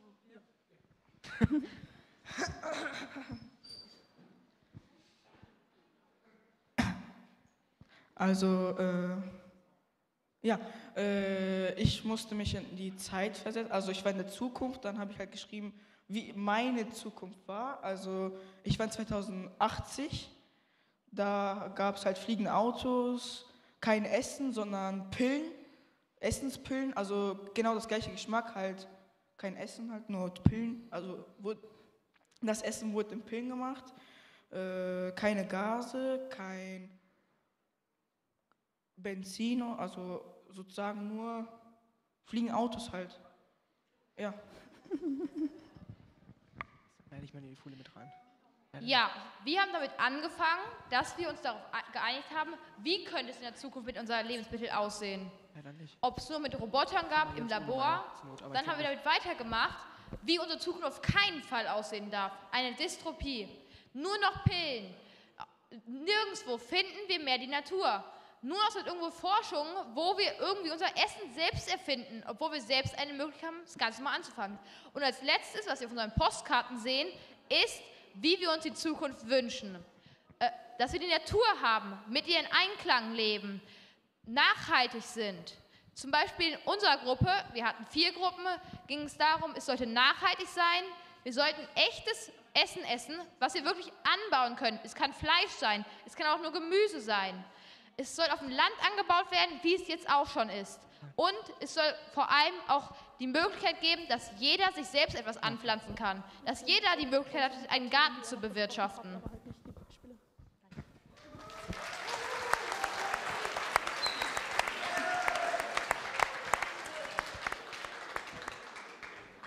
So, wir hatten das als Gruppe gemacht. Und wir haben das jetzt an allen Menschen von der Zukunft aus, also wir waren auch in 2080, wir haben jetzt geschrieben, liebe Menschen aus der Vergangenheit, wir befinden uns im Jahr 2080. Wer hätte gedacht, dass McDonald's und Co. nur noch vegane Produkte verkaufen? Die Welt hat sich auch generell im Besseren entwickelt. Es gibt nur noch Selbstversorgung und Essen wird durch Drohnen über Regionalen verteilt. Genauso sind unsere Städte grüner und umweltfreundlicher geworden. Sie tragen einen wichtigen Teil zur Nachhaltigkeit bei. Viele Grüße aus der Zukunft. Und da hatten wir halt so einen schönen veganen Stadt gemacht.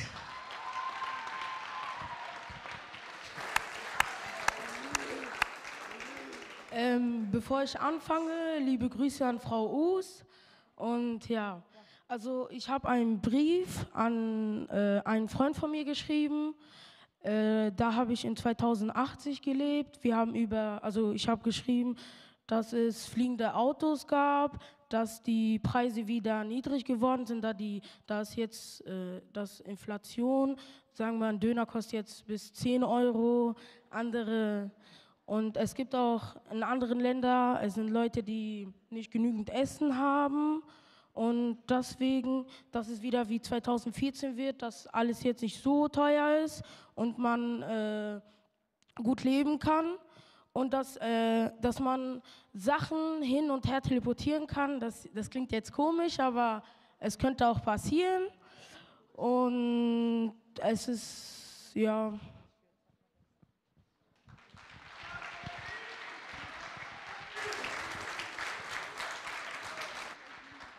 Also ich würde noch mal meine Postkarte vorlesen. Liebe Frau Oos, ich bin in 2080. Ich möchte dir sagen, wie es hier ist. Es ist 2080 sehr schlecht. Es gibt fliegende Autos, also zwar gut für die Umwelt, aber ja. Es gibt kein Essen, sondern Pillen. Man muss Obst drucken, also mit 3D-Drucker. Es ist auch was Gutes passiert, also es gibt keine Zigaretten mehr, 0 Zigaretten, gar keine, man findet nichts. Und die Autos, Flugzeuge, was weiß ich, werden alles mit Wasser, also hoffentlich mit Wasser, also werden die mit Wasser fahren. Ja. Soll ich jetzt? Ja, okay. Ja, okay. Und abschließend möchten wir noch einmal gerne sagen, vielen Dank für diesen wundervollen Workshop. Und wir hatten natürlich auch noch andere Ergebnisse, die konnten wir leider nicht hochladen. Es gab unglaublich gute Ideen halt noch, wie man darstellen konnte auf Postkarten, wie man zum Beispiel Insekten in die Ernährung mit einbindet oder wie man halt Tiere dazu halt also nicht tötet. Es gab ein Beispiel mit einem Fruit Ninja. Und egal, auf jeden Fall, das war's. Vielen Dank.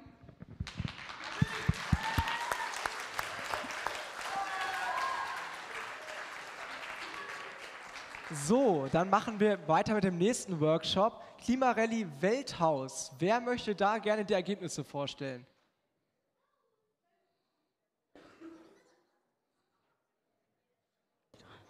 Möchtet ihr gerne da vorne vorstellen?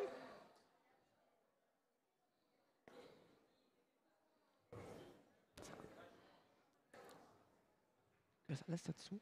Mhm.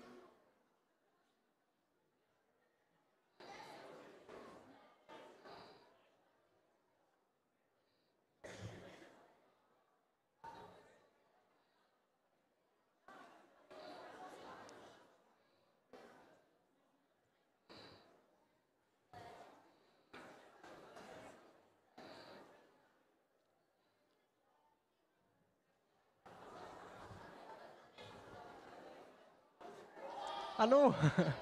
So, das ist einmal für euch. Und dann könnt ihr sehr gerne anfangen zu präsentieren. Ja, wir waren...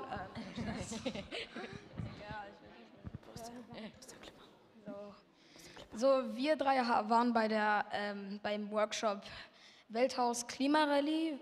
Und ja, fangen wir mal an. Also, das vorherige Bild. Das vorherige Bild nochmal bitte.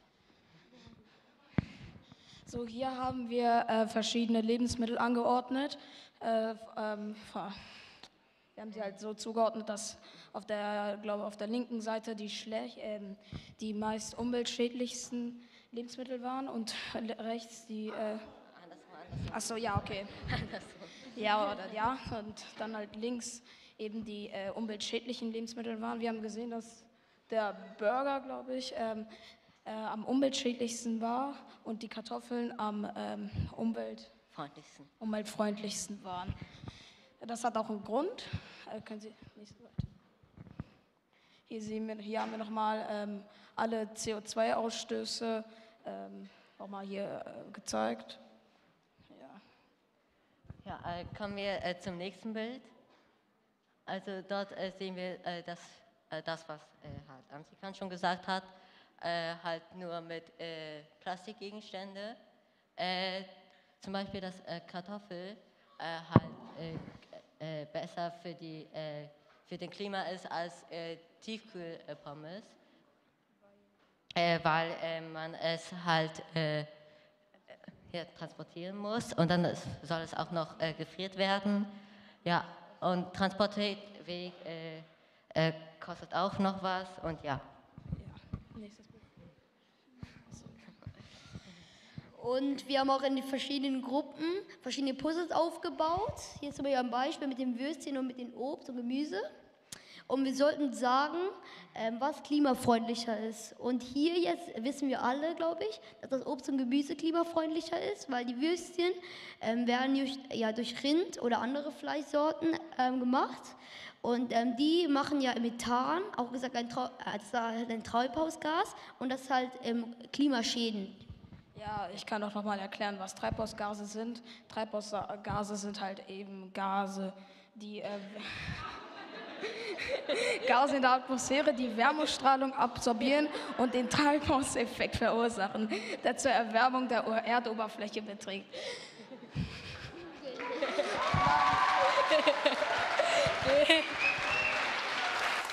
Ja, auch euch ganz, ganz herzlichen Dank. Ihr könnt euch wieder hinsetzen. Genau, kommen wir als nächstes zum Workshop von Corinna Sandmüller-Thomas. Da können sich auch mal die Freiwilligen melden und super, direkt zu uns kommen. Perfekt.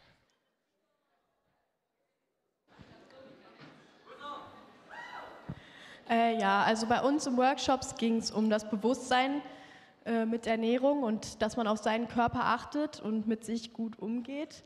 Dafür waren wir bei Corinna Sandmüller-Thomas. Sie ist Ernährungsberaterin und hat uns einige interessante Fakten erzählt. Und wir wollen euch jetzt so ein bisschen das vorstellen, was uns am meisten in Erinnerung geblieben ist. Und zwar zum Beispiel seht ihr da Zuckerarten aufgelistet, die ihr in Lebensmitteln findet, wenn ihr in den Supermarkt geht und die Packung mal umdreht und auf die Rückseite schaut. Und da sind jetzt Sachen wie Dextrose zum Beispiel, das kommt einem ja bekannt vor. Aber wenn man zum Beispiel modifizierte Stärke liest, dann denkt man ja nicht unbedingt an Zucker.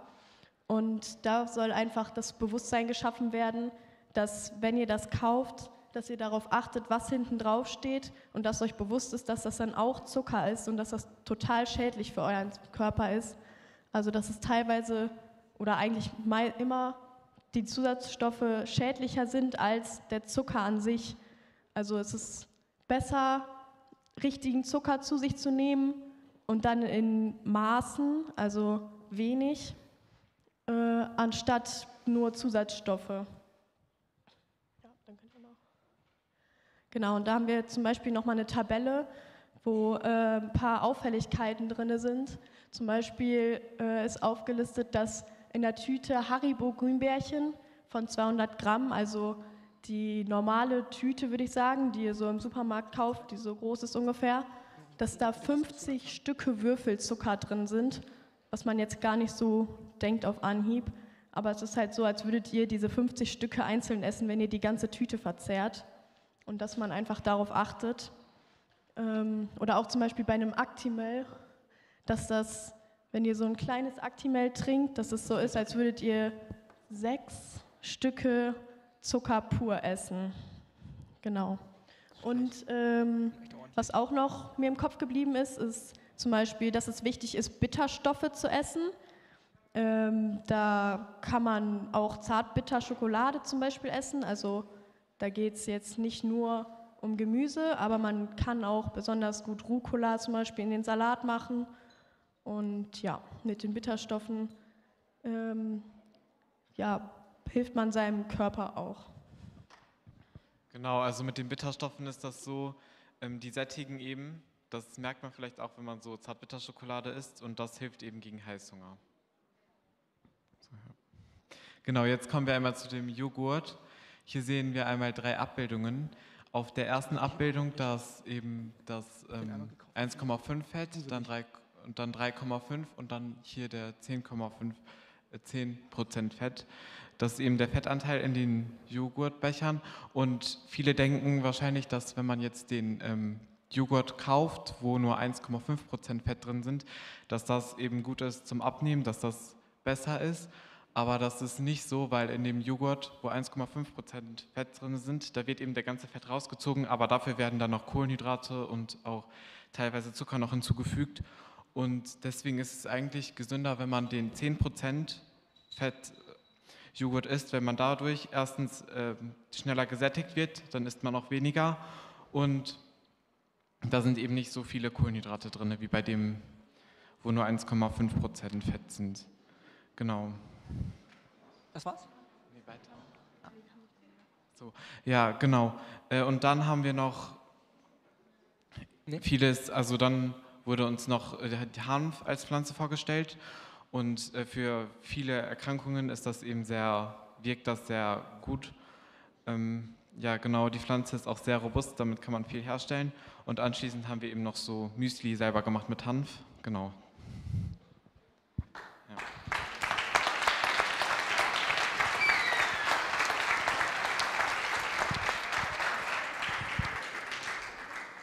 Genau, dann würden wir mit dem nächsten Workshop weitermachen.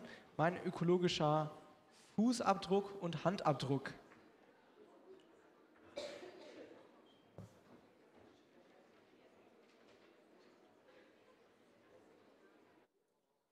Hallo, wir sind Maja und Theo und wir stellen euch den Workshop, wie ist der? Food for Future vor, von Bettina Willner.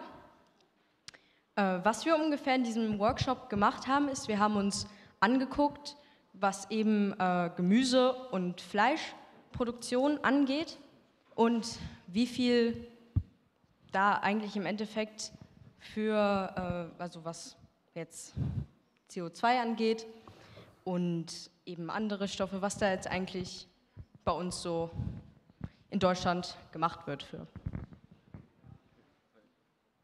Ja, hä? Das hatten wir doch gar nicht. Also wir... Ach so, okay. Alles gut. Wir haben zuerst angefangen mit Anbaufläche von der Erde. Wir wissen ja, die Erde ist begrenzt und es gibt nur bestimmte Flächen, die man anbauen kann. Es gibt Berge, wo man zum Beispiel schlecht Getreide anbauen kann. Und auf dieser Fläche müssen wir halt so viel Essen anbauen, damit das die ganze Menschheit überhaupt essen kann. Das Problem nur ist, wenn wir jetzt ganz viel Soja anbauen, wie wir es zum Beispiel in den Regenwäldern machen, dann ist das Problem, dass wir das alles den Tieren geben und von ca. 10 Proteinen, die wir einem Tier zu essen geben, und wenn wir dann das Tier essen, essen wir davon ca. nur ein Protein. Das nennt man auch die Veredelungsverluste. Und das ist ein großes Problem, weil dadurch brauchen wir viel, viel mehr Anbaufläche und dadurch zerstören wir den Urwald. Genau. Man kann sich das circa so vorstellen, dass wir in Deutschland von all den Flächen, die wir haben, ungefähr 1/4 Weidefläche haben, wo dann halt eben meistens Milchvieh drauf grast. Dann haben wir 1/4 Fläche, auf dem wir Gemüse anbauen und dann nochmal 2/4, auf dem wir dann Futter für die Fleischproduktion anbauen. Und der Rest wird dann im Ausland angebaut. Wie wir alle wissen, wird dafür dann der Regenwald abgeholzt, um Sojaflächen für die Massentierhaltung zu schaffen. Und das ist ungefähr, wie viel war das? Es war auf jeden Fall, also es ist sehr, sehr viel. Okay, dann haben wir noch über Tierhaltung geredet. Wir haben uns so einen Quadratmeter angeschaut, also wenn ihr euch vorstellt, dass dieses Quadrat noch vollendet ist, und haben so geschätzt, okay gut, wie viele Hühner leben jetzt wohl auf circa so einer großen Fläche in einer normalen Haltung. Und genau, dann haben wir verschiedene Zahlen geschätzt und genau, wir waren relativ schockiert, als wir dann hörten, dass circa 36, also im Durchschnitt 26 Hühner auf so einem Quadratmeter leben. Das kann man sich gar nicht vorstellen, dass überhaupt so viele Kuscheltiere da drauf passen. Da legt man die schon fast aufeinander. Genau, und dann haben wir über Bio geredet, inwiefern da denn überhaupt ein großer Unterschied ist. Und statt 26 Hühnern sind dann da nur 10 Hühner auf so einem Quadratmeter, was schon mal eindeutig besser ist.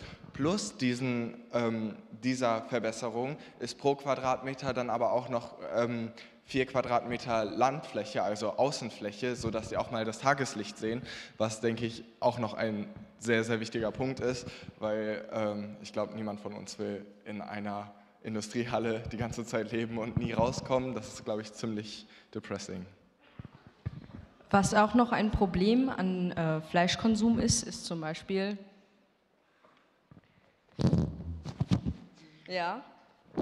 und zwar die Ausgasung, beziehungsweise die,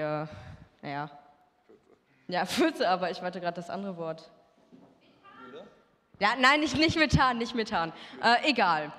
Zum Beispiel Gülle oder Fäkalien, genau. Das war das Wort, was ich gesucht habe, von den Tieren. Und zwar, wir wissen alle, wir haben alle schon mal Methan gehört, wir haben alle schon mal Lachgas gehört, das ist jetzt nichts Neues.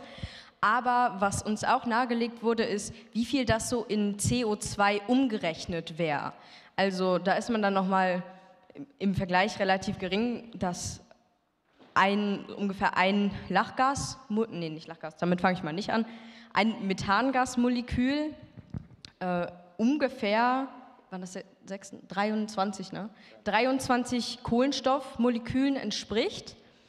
Und Lachgas, so klingt ja erstmal relativ harmlos, das kann bis 200 bis zu 300, also ein Partikel Lachgas entspricht 200 bis 300 Molekülen an Kohlenstoffdioxid. Und eine Sache hatten wir auch noch, das ist eigentlich sehr schade, dass es jetzt gerade nicht gezeigt wurde, aber wir haben mal verglichen, wie viel Fleisch, also wenn man 9 Kilo Soja hat und diese 9 Kilo eben an ein Rind verfüttert, wie viel Fleisch bzw. wie viele Burger man daraus so machen könnte. So, zeigt mal hoch, wie viele glaubt ihr, sind das so? Bei 9 Kilo Soja wie viel Patties, so ungefähr, so Burger-Patties? Ja, 5, genau. Das sind ungefähr 5 Patties an Fleisch, die man eben aus diesem 9 Kilo Soja bekommt. Und wie viel sind das bei 9 Kilo Soja auf den Tofu? Genau, zum Beispiel, wenn man jetzt Tofu-Patties aus demselben Soja macht, aus denselben 9 Kilo, da habt ihr gar nicht genug Hände für. Das sind nämlich 63, ne? Nee, mehr. 68. 68 Patties. So, stellt euch mal vor, ihr könnt für diese 9 Kilo Soja entweder 5 Menschen eben was zu essen geben oder 68 Menschen was zu essen geben. Und es ist wahrscheinlich, also es sind natürlich andere Nährstoffe, aber auch nicht groß andere Nährstoffe. So. Da haben wir auch das große Thema, den Welthunger. Wir wissen ja alle, in sehr vielen Ländern gibt es viel zu wenig zu essen. Und wenn wir unsere Anbaufläche, die wir hier auf dieser Erde haben, richtig nutzen würden und effektiv nutzen würden, wäre Welthunger gar kein Problem. Genau, das haben wir gelernt. Genau, danke sehr. Außerdem ist es auch gar nicht so gesund, so viel Fleisch zu essen. Vielen Dank an euch. Genau. Dann kommen wir einmal zur Präsentation des nächsten Workshops. Da haben wir biologisch abbaubar Kunststoff. Wer fühlt sich dem zugeordnet? Wer wird das gerne vorstellen? Niemand? Oder doch jemand? Okay, sonst müssen wir das überspringen oder sonst die Workshop-Leitung. Okay, also wenn niemand das gerne vorstellen würde, müssten wir das leider überspringen. Ist natürlich ein bisschen schade, aber dann gehen wir mal zum nächsten Workshop. Da hatten wir zirkuläre Wertstoffung. Wir wollen uns im Kreis drehen. Wer fühlt sich dem zugeordnet? Welcher Workshop? Wer möchte das gerne vorstellen? Das ist das Gleiche, okay. Okay, dann würden wir das überspringen. Es haben jetzt einige Workshops ihre Ergebnisse nicht eingereicht. Würde noch jemand gerne ein bisschen vortragen, was sie im Workshop gemacht wurde oder was vorgetragen wurde? Zu einem haben wir jetzt noch eine PDF bekommen. Das ist zu Food Stories. Sonst kann die Gruppe noch einmal gerade vorstellen. Ja, bin ich angezeigt.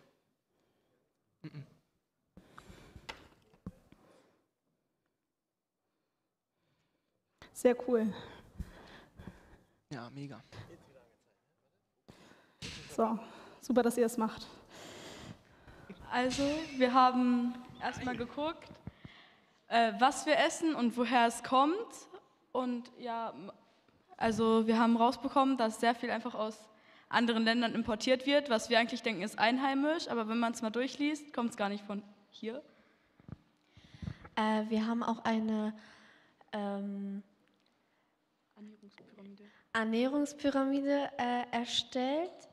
Und dazu haben wir halt aufgestellt, was zum Beispiel im Rang 1 am gesündesten ist und welche Öle, welche Fette und was alles davon gesund ist. Und ja.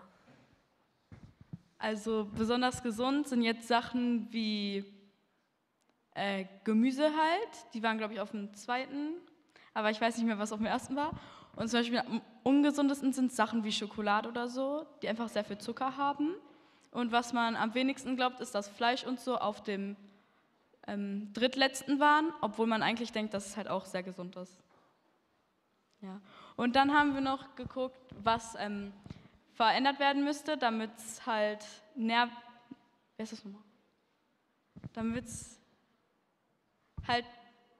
damit es umweltfreundlicher ist. Und dafür bräuchte man regionales, saisonales und einfach einheimisches auch. Und dafür muss man auch gucken, was man zu sich nimmt. Auch noch haben wir besprochen, wie zum Beispiel das Essen geliefert wird und wo das eigentlich genau herkommt. Zum Beispiel in Deutschland haben wir nicht in jeder Jahreszeit zum Beispiel bestimmtes Obst, das kommt ja aus bestimmten Ländern und das wird halt nicht immer in Deutschland, sage ich mal, geliefert. Und das gibt es auch nicht jedes Mal.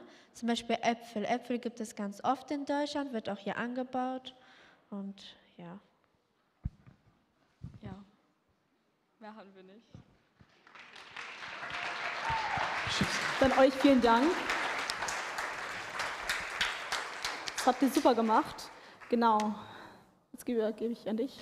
Genau, weitere Einsendungen hatten wir jetzt nicht bekommen. Falls es noch einen Workshop gibt, den wir ausgelassen haben, gerne melden, dann kann er gerne noch präsentiert werden. Da oben? Kommt gerne nach vorne. Welcher Workshop war das? Ja, komm sehr gerne nach vorne.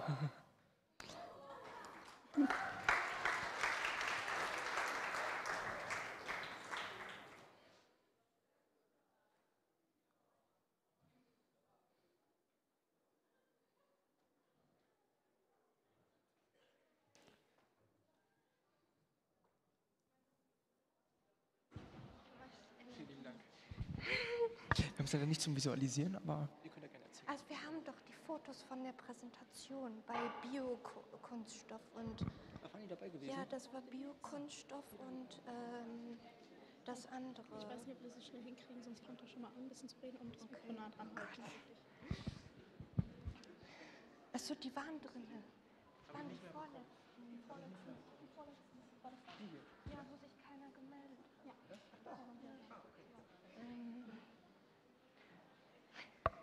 Also wir hatten einmal die Energien im Workshop und über Biokunststoff geredet, und zwar, was kann man alles aus Biokunststoff machen, was auch wiederverwertbar ist, im Gegensatz zu dem Kunststoff, was wir heutzutage haben, was sich biologisch hinterher auch wieder abbauen lässt.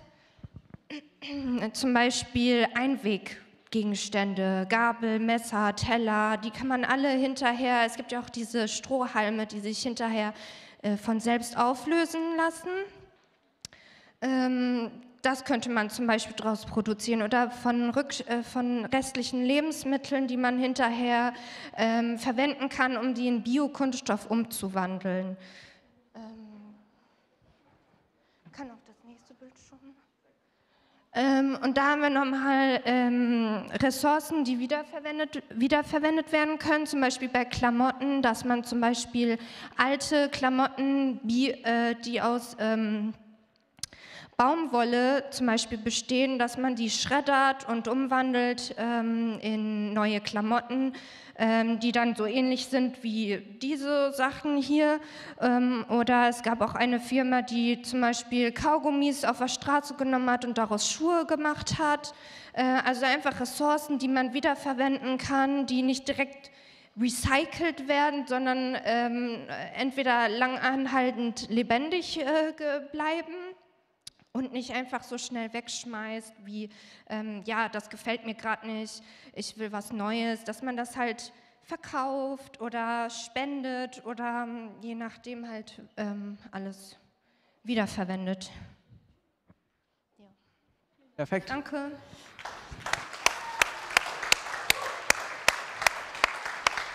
So, jetzt geht's weiter. Wir haben jetzt so gesehen die Workshop-Besprechung fertig, außer es gibt noch was. Dann würden wir nämlich jetzt weitermachen und da übergebe ich gerne. Okay, genau, jetzt machen wir nämlich mit der Podiumsdiskussion weiter. Die findet dieses Jahr zur Leitfrage statt: Wie können wir eine klima- und tierwohlgerechte und faire Ernährung sicherstellen? Genau. Und bei der Podiumsdiskussion nehmen heute teil Herr Rittmann. Der hat ja eben auch schon einen Vortrag gehalten, dann auch noch Frau Pohlmann, das war der zweite Vortrag, dann Herr Meyer zu Mühlenhorst und Mohamed Korderane. Genau, dann haben wir bei der Podiumsdiskussion auch ein Hot Seat. Falls ihr euch jetzt fragt, was das ist ein freier Platz, wo ihr gerne an der Diskussion teilnehmen könnt. Genau, also wenn jetzt jemand Lust hat, oh, das Thema ist spannend, dann könnt ihr gerne einfach nach vorne kommen. Und das ist auch ein wechselnder Hot Seat, also nicht eine Person bleibt die ganze Zeit sitzen, sondern das wechselt dann zwischendurch immer mal wieder. Genau. Perfekt, dann bitte ich einmal sehr gerne Herr Redemann einmal auf die Bühne.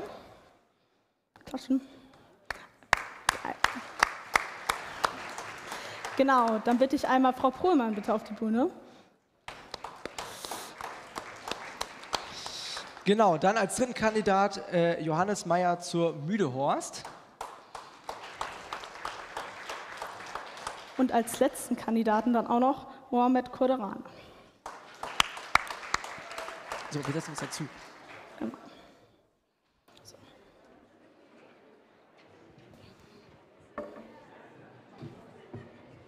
wo ist der Hot Seat? Wir lassen den einen Platz frei. Genau. Gut, dann stehe ich. Dann starten wir mit einem kleinen Einstieg. 2 von den beiden kennt ihr ja schon, aber ihr kennt zum Beispiel jetzt Mohamed Corderane und Herr Meier zu Mühlenhaus noch gar nicht. Und deswegen fangen wir mit euch beiden direkt an. Genau, dann könnt ihr euch einmal kurz vorstellen, wer ihr seid und dann die Frage vielleicht auch schon direkt beantworten, welche Berührungspunkte habt ihr mit Nachhaltigkeit im Alltag? Ja, hallo von meiner Seite. Vielen Dank für die Einladung, Jens. Ja, ich bin gelernter Landwirt, beziehungsweise habe das auch studiert, bin auf dem zweiten Bild von rechts, ernte da gerade Gurken in einem Folientunnel. Also wir sind ein Gemischbetrieb, der schon auch Tiere hält, Rinder, Schweine und Hühner, aber jeweils in kleiner Stückzahl, weil wir die alle im eigenen Hofladen vermarkten. Zudem bauen wir Gemüse an, Biogemüse, auf knapp 3 Hektar Fläche. Das wird auch alles ab Hof direkt vermarktet. Ja, mit Nachhaltigkeit im Alltag habe ich, denke ich, schon eine Menge zu tun. Das ist unser Konzept. Wir versuchen, so gut es geht, nachhaltig zu wirtschaften. Das ist auch eins der Prinzipien unseres Anbauverbandes Bioland, im Kreislauf wirtschaften, dass die Nährstoffe, die anfallen, geschickt rezykliert werden, dass wir ressourcenschonend arbeiten, dass wir wenig Verpackung einsetzen, dass wir kurze Wege haben. Ja, jetzt ein paar Stichpunkte dazu. Dann würde ich weitergeben. Vielen Dank dazu. Dann gerne einmal an Mohamed Corderane weitergeben. Genau. Ja, genau. Ich bin auch Schüler von der Friedrich-von-Bullischwing-Schule. Ich gehe gerade in die Q1. Ich bin Teil der Schülervertretung an der Schule und auch Teil der Klima-AG, wie die anderen beiden da vorne. Perfekt, super, lieben Dank dir. Genau, Herr Rennemann, Sie hatten ja heute schon sich einmal vorgestellt und Ihr Restaurant. Vielleicht können Sie noch mal zusammenfassend sagen, was für Sie so der wichtigste Bereich ist in einem nachhaltigen Gastronomenbetrieb. Der wichtigste Bereich, wahrscheinlich der Einkauf der Lebensmittel. Der Umgang mit den Ressourcen, der Umgang mit den Lebensmitteln. Klar, ein hoher Verbrauch kostet mich Geld, aber es ist natürlich auch dann nicht gerade ressourcenschonend. Okay, etwas näher, sorry.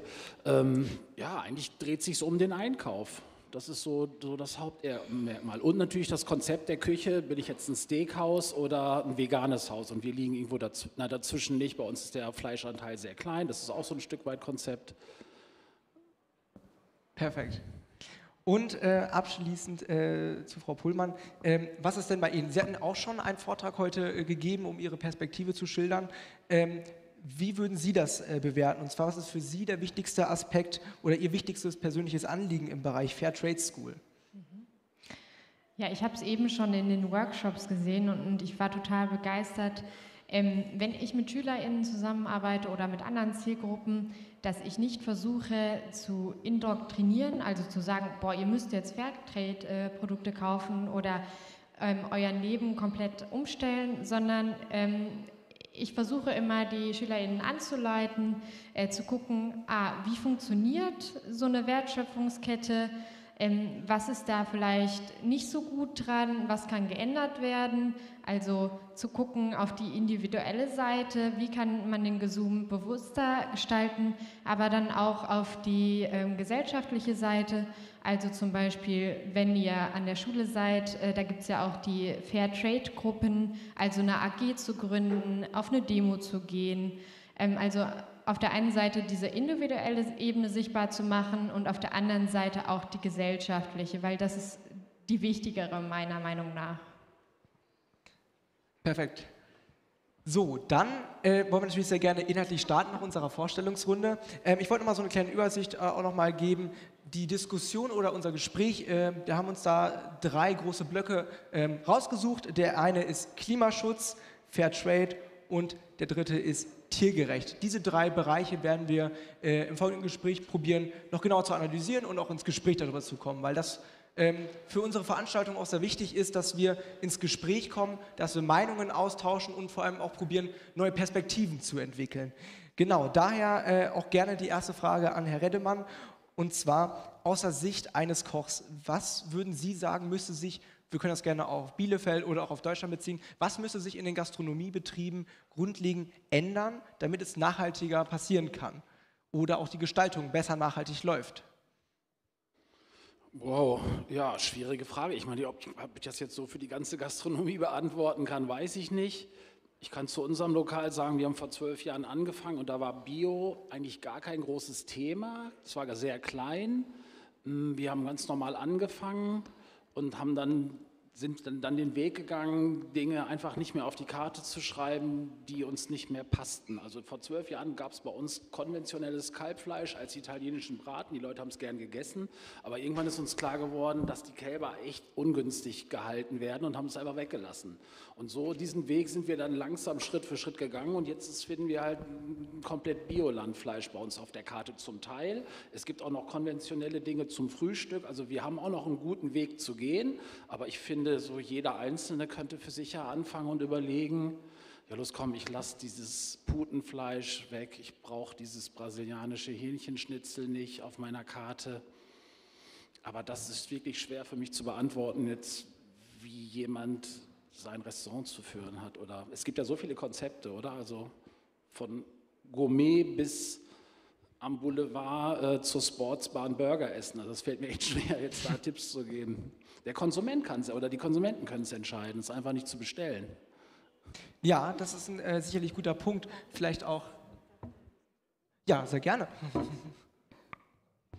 Gerade wenn wir jetzt mit jungen Menschen hier zusammensitzen, ist es natürlich auch ganz wichtig hinzuzufügen, dass immer weniger Menschen sich für eine Ausbildung in der Gastronomie entscheiden. Und je weniger Arbeitskräfte es dort gibt, desto mehr muss natürlich dann Tiefkühlkost verwendet werden. Also das kannst du bestimmt besser darstellen, wie das dann funktioniert. Und dann ist das vielleicht nicht unbedingt klimaschonend. Ja, genau. Also ich glaube auch, dass Gäste in Italien, Frankreich und Spanien vielleicht sich das Restaurant nochmal anders aussuchen als Gäste hier bei uns, ohne jemandem zu nahe zu treten. Aber ja, jeder hat die Wahl zu entscheiden, wo er sein Geld investiert oder vielleicht sogar mal mehr zu Hause kochen. Dann ist es auch gar nicht mehr so teuer. Okay, und wie würden Sie das beurteilen? Wäre es überhaupt möglich an sich von der Frage? Also Sie sind ja quasi ja schon fast, würde ich mal sagen, in der Vorbildsfunktion für andere Gastronomen, hier in Bielefeld zum Beispiel. Würde es denn überhaupt funktionieren oder welche Auswirkungen hätte es, wenn alle das gleiche Konzept fahren würden wie Sie? Ja, auch gute Frage. Also wenn der Fleischkonsum der gleiche bleibt, wird es vielleicht schwierig, aber das kann ich gar nicht so beurteilen, aber vermute ich, dass es in der Biolandqualität vielleicht schwierig wird, diese Massen zu besorgen, geht wahrscheinlich gar nicht. Aber spannend zum Beispiel, ich war am Wochenende in Hamburg und da in St. Pauli im Stadion gab es Bio-Bratwurst. Fand ich auch schon gut. Ich meine, das ist doch möglich, oder? Warum kriegt Arminia das nicht hin, eine Bio-Bratwurst im Stadion anzubieten? Warum muss es so immer wieder auf den letzten Cent sein? Dann kommt so ein Fleischkonsumproduzent aus Verl, der es dann nochmal 2 Cent billiger macht als der örtliche Metzger, der es 20 Jahre gemacht hat. Das sind so Kleinigkeiten. Aber ob es möglich wäre, eine gute Gastronomie, wahrscheinlich schwierig. Aber das kann ich nicht beantworten. Ja, genau, vielen Dank. Gleich im Anschluss dazu eine Frage an Herrn Mayer zu Mühlenhorst. Genau. Wie sieht es denn eigentlich auf VerkäuferInnenseite aus? Sie haben ja einen Hofladen und das können Sie vielleicht relativ gut beurteilen. Ist da ein Trend zu erkennen zu immer mehr saisonalen und regionalen Produkten oder mehr zu Biofleisch? Wie würden Sie das beurteilen? Also meine Eltern haben den Hof schon vor 30 Jahren oder über 30 Jahren umgestellt. Ich habe das jetzt nur übernommen. Also der Trend ist auf jeden Fall da oder es ist stark gewachsen in den letzten 30 Jahren, muss man sagen. Meine Mutter hat mal angefangen, irgendwie ein paar Tüten Haferflocken zu verkaufen im Laden. Irgendwann kam unsere erste Kuh dazu. Kühe gibt es mittlerweile nicht mehr, nur Fleischrinder. Und dann kam die erste Mitarbeiterin, mittlerweile sind es 30 MitarbeiterInnen. Insofern, der Trend ist ganz klar da. Interessant war jetzt mal diese Delle mit dem Ukraine-Krieg, mit dem Beginn. Dann gingen die Umsätze 10-15% zurück. Das hat die ganze Branche getroffen und das hatte echt Auswirkungen. Also zum Beispiel haben wir jetzt immer noch 30 Tonnen Bio-Dinkel im Lager. Das ist kaum verkäuflich. Also es gibt einfach keinen Dinkelmarkt mehr. Warum auch immer. Jedenfalls sind es keine befriedigenden Preise. Das ist dann schon schade, ne? Wenn auf einmal die Nachfrage nach Dinkelbrot und Brötchen irgendwie wegsackt, ja, ist das schon auch mal nicht so witzig. Aber auf Sicht der letzten 10, 15 Jahre war das auf jeden Fall eine Erfolgsgeschichte, ganz klar. Ja, vielen Dank. Dann auch da im Anschluss eine Frage zu Frau Pohlmann, nämlich wie sieht es eigentlich bei Nachfrage zu Fairtrade in Deutschland aus? Ist das eher als Trend zu werten oder ist das jetzt auch eine langfristige Nachfrage? Die Fairtrade-Bewegung oder die Fairhandelsbewegung gibt es ja schon seit den 1980ern. Ich kann schwer jetzt mit Zahlen argumentieren, das ist mir jetzt nicht klar, ob das jetzt langfristig eher sinkt oder steigt. Also in den letzten Jahren ist der Umsatz sehr gestiegen von Fairtrade-Produkten, aber man sieht natürlich jetzt auch durch die Corona-Krise, durch die Energiekrise, dass da auch der Umsatz zurückgegangen ist und dass da dann eher Geld in anderen gesellschaftlichen Bereichen ausgegeben wird. Aber man sieht natürlich, dass der Anteil von fair gehandelten Produkten in Supermärkten steigt, dass sich da mehr darüber unterhalten wird. Wir wollen natürlich auch hier auf der Internationalen Schüler Klimakonferenz auch die Sichtweise von jungen Menschen hören. Und daher würde ich auch sehr gerne auch ins Publikum einmal fragen wollen. Wir haben ja auch unseren offenen Sitz, unseren Hot Seat. Gibt es jemand eventuell, der auch aus dem Publikum einmal seine Meinung oder seine Sichtweise schildern möchte zum Thema, wie sich Nachhaltigkeit aktuell spürbar macht, wie junge Menschen das wahrnehmen? Wer darfst du gerne aufzeigen oder direkt nach vorne kommen, wer Interesse hat? Das ist aber auch nicht schlimm. Da würden wir nämlich in dem Fall dann auch sehr gerne Momo drauf ansprechen. Momo ist ja Schüler am Friedrich-von-Bodelschwingh-Gymnasium. Da würden wir auch gerne nachfragen, wie nimmst du das denn überhaupt wahr? Ist das Thema Nachhaltigkeit an der Schule ein Thema, das sehr relevant ist, oder ist es eher ein Thema, was weniger Bedeutung hat? Also man muss natürlich im Kopf behalten, dass ich zur Klima AG gehöre. Demnach ist es für mich ein bisschen anders als jetzt bei anderen Schülern. Wir in der Klima AG sprechen oft darüber, wie wir so nachhaltig wie möglich, zum Beispiel bei uns in der Mensa, in der Cafeteria, das Essen anbieten können, wie wir die Pausenangebote von dem Brötchen beispielsweise so nachhaltig wie möglich haben können. Ich glaube aber, so als durchschnittlicher Schüler, der jetzt nicht zur Klima AG gehört, der sich jetzt nicht versucht zu engagieren, ist das gar nicht so ein relevantes und so ein Thema, was man wirklich groß sieht, was man wirklich groß mitbekommt, sondern eher was im Hintergrund bleibt. Ja, was ich da auf jeden Fall raushöre, ist, dass es da eigentlich noch Bedarf gibt. Wie würdest du nach deiner Meinung aus Schülerinnenperspektive das beurteilen? Wie könnte man dieses Thema noch präsenter machen? Welche Maßnahmen gibt es da auch eventuell? Ich finde, man könnte beispielsweise solche Angebote, wie wir es an unserer Schule haben, eben die Klima AG, nochmal präsenter machen, nochmal mehr in der Schule zeigen, dass es uns gibt, dass wir versuchen, was zu ändern. Man könnte auch mit den Firmen, mit denen man kooperiert, die eben Essen anbieten, mehr sich unterhalten, mehr gucken, was man da groß machen kann. Ansonsten sind natürlich solche Projekttage, Projektwochen immer ganz gut, wo man dann einmal so komplett über dieses Thema spricht. Ja, wir haben ja jetzt so ein bisschen aus Schülerinnenperspektive gehört, dass es jetzt noch nicht so das relevante Thema ist und noch nicht bei jedem ganz angekommen ist. Und da wäre jetzt ja auch noch mal eine Frage an Frau Pohlmann. Wie schafft man das in Deutschland, Fairtrade oder generell nachhaltige Ernährung mehr zur Norm zu machen? Oder ist es sogar schon Norm? Ja, wie eben schon angedeutet, gibt es ja die Fairtrade Schools, es gibt auch Fairtrade Städte und ganze Regionen.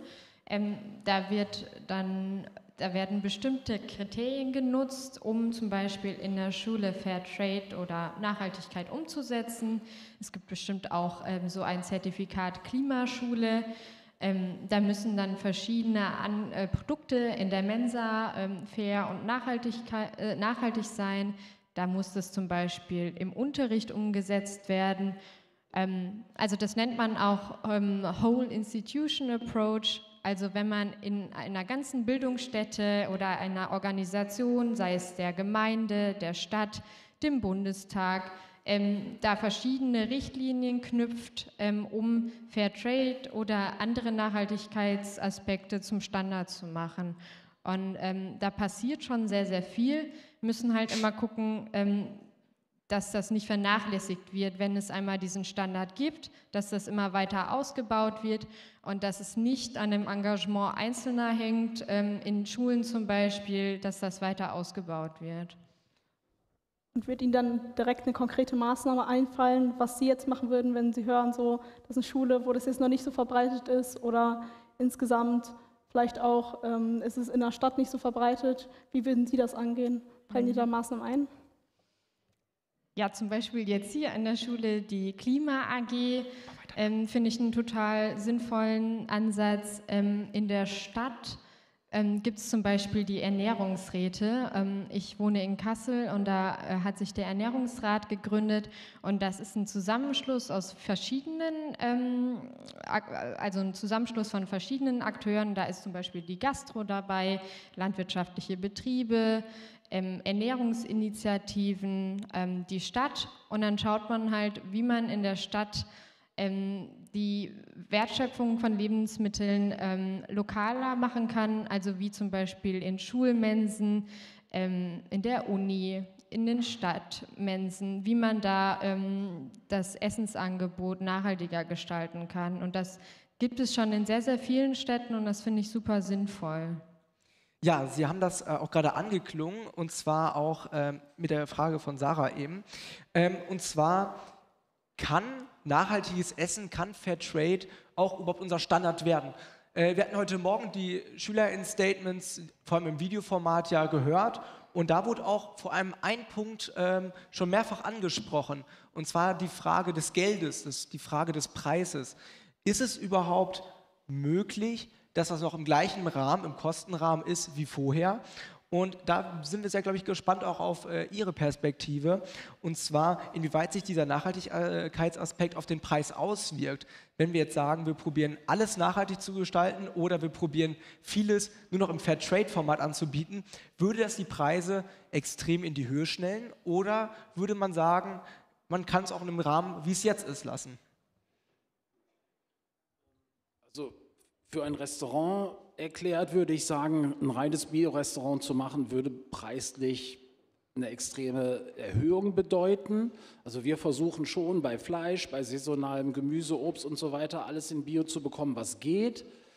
Aber ich muss ganz klar sagen, wir kaufen jetzt zum Teil auch Bio-Gewürze aber der Pfeffer ist der 5-fache im Preis, Fenchelsaat das 6-fache und am Ende ist es nicht immer auch noch ein Mehrwert. Natürlich nachhaltig bestimmt, ein fairer Anbau, aber wir sind kein Bio-Restaurant, wir versuchen halt immer weiterzugehen und schauen, was möglich ist. Aber da sind noch so viele Produkte dabei, wenn wir beim Obstsalat bleiben wollen, die Leute zum Frühstück bekommen sollen und wir switchen dann auch auf Bio-Orange, dann wird das ein kleinerer Kreis von Gästen nur noch bezahlen und dann ist das ganze Konzept anders. Dann könnte ich vielleicht auch mit weniger Personal arbeiten, aber wir sind so reingewachsen in dieses große Restaurant und versuchen es jetzt besser zu gestalten. Aber ich glaube, der Gast müsste es bezahlen, bedeutend mehr. Ich weiß nicht, vielleicht, also 100% Bio, gab es in Bielefeld ein Bio-Restaurant? Ich glaube, es ist lange her. Also geschafft hat es da, glaube ich, niemand. Ich glaube, es ist wirklich schwierig. Also Emilio macht ein Catering, der bestimmt gut am Markt ist, aber ein klassisches Restaurant, 100% Bio und dann auch damit nachhaltig, wird hochpreisig. Vielen Dank. Genau, dann würden wir jetzt kurz vor Ende nochmal eine Publikumsfrage gerne einbauen. Das haben wir über Mentimeter gemacht. Dann könnt ihr jetzt einmal den QR-Code scannen. Das wäre die Frage, ob ihr bereit wärt, mehr Geld für Fleisch auszugeben. Und das geht dann gleich nochmal zu einer Diskussionsfrage über.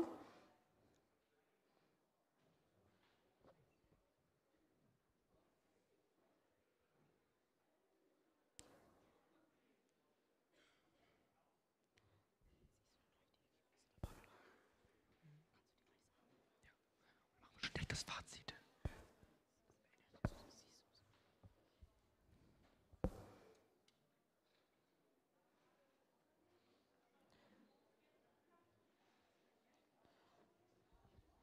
Das ist nur eine Frage, sollte ganz schnell gehen.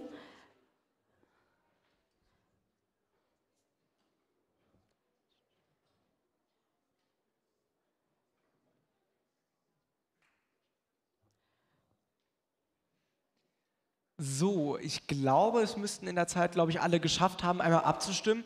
Die Frage war, wärt ihr bereit, mehr Geld auszugeben für qualitatives Fleisch? Da wurde gerade schon der Anklang gegeben, dass es auch bedeuten kann, wenn wir probieren, es nachhaltiger zu gestalten, dass auch der Preis höher werden könnte. Und wie wir jetzt dieser Umfrage auch sehen können, ich kann es leider nicht einblenden, aber ich kann es dir gerne einmal erzählen, und zwar 26 Personen haben gesagt, ja, ich wäre bereit, mehr Geld auszugeben dafür aber auch qualitativ hochwertigeres Essen zu bekommen.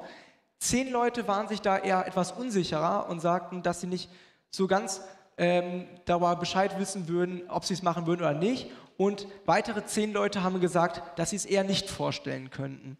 Das zeigt aber trotzdem in der Mehrheit an sich, dass der Trend sich so entwickeln könnte. Wenn wir sagen, wir probieren das nachhaltiger zu gestalten, das Essen wird teurer, da würden auch durchaus die Leute sagen, dass es auch in Ordnung ist.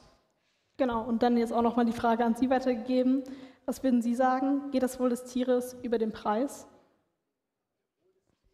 Das Wohl des Tieres. Über den Preis, ja, genau. Gut, jeder Einzelne entscheidet es, na klar, aber es ist doch, ja, ich meine, ich weiß jetzt nicht, wie in euren Kantinen gekocht wird. Ich kenne die Kantine meiner Tochter und ich weiß, wie in Betriebskantinen gekocht wird.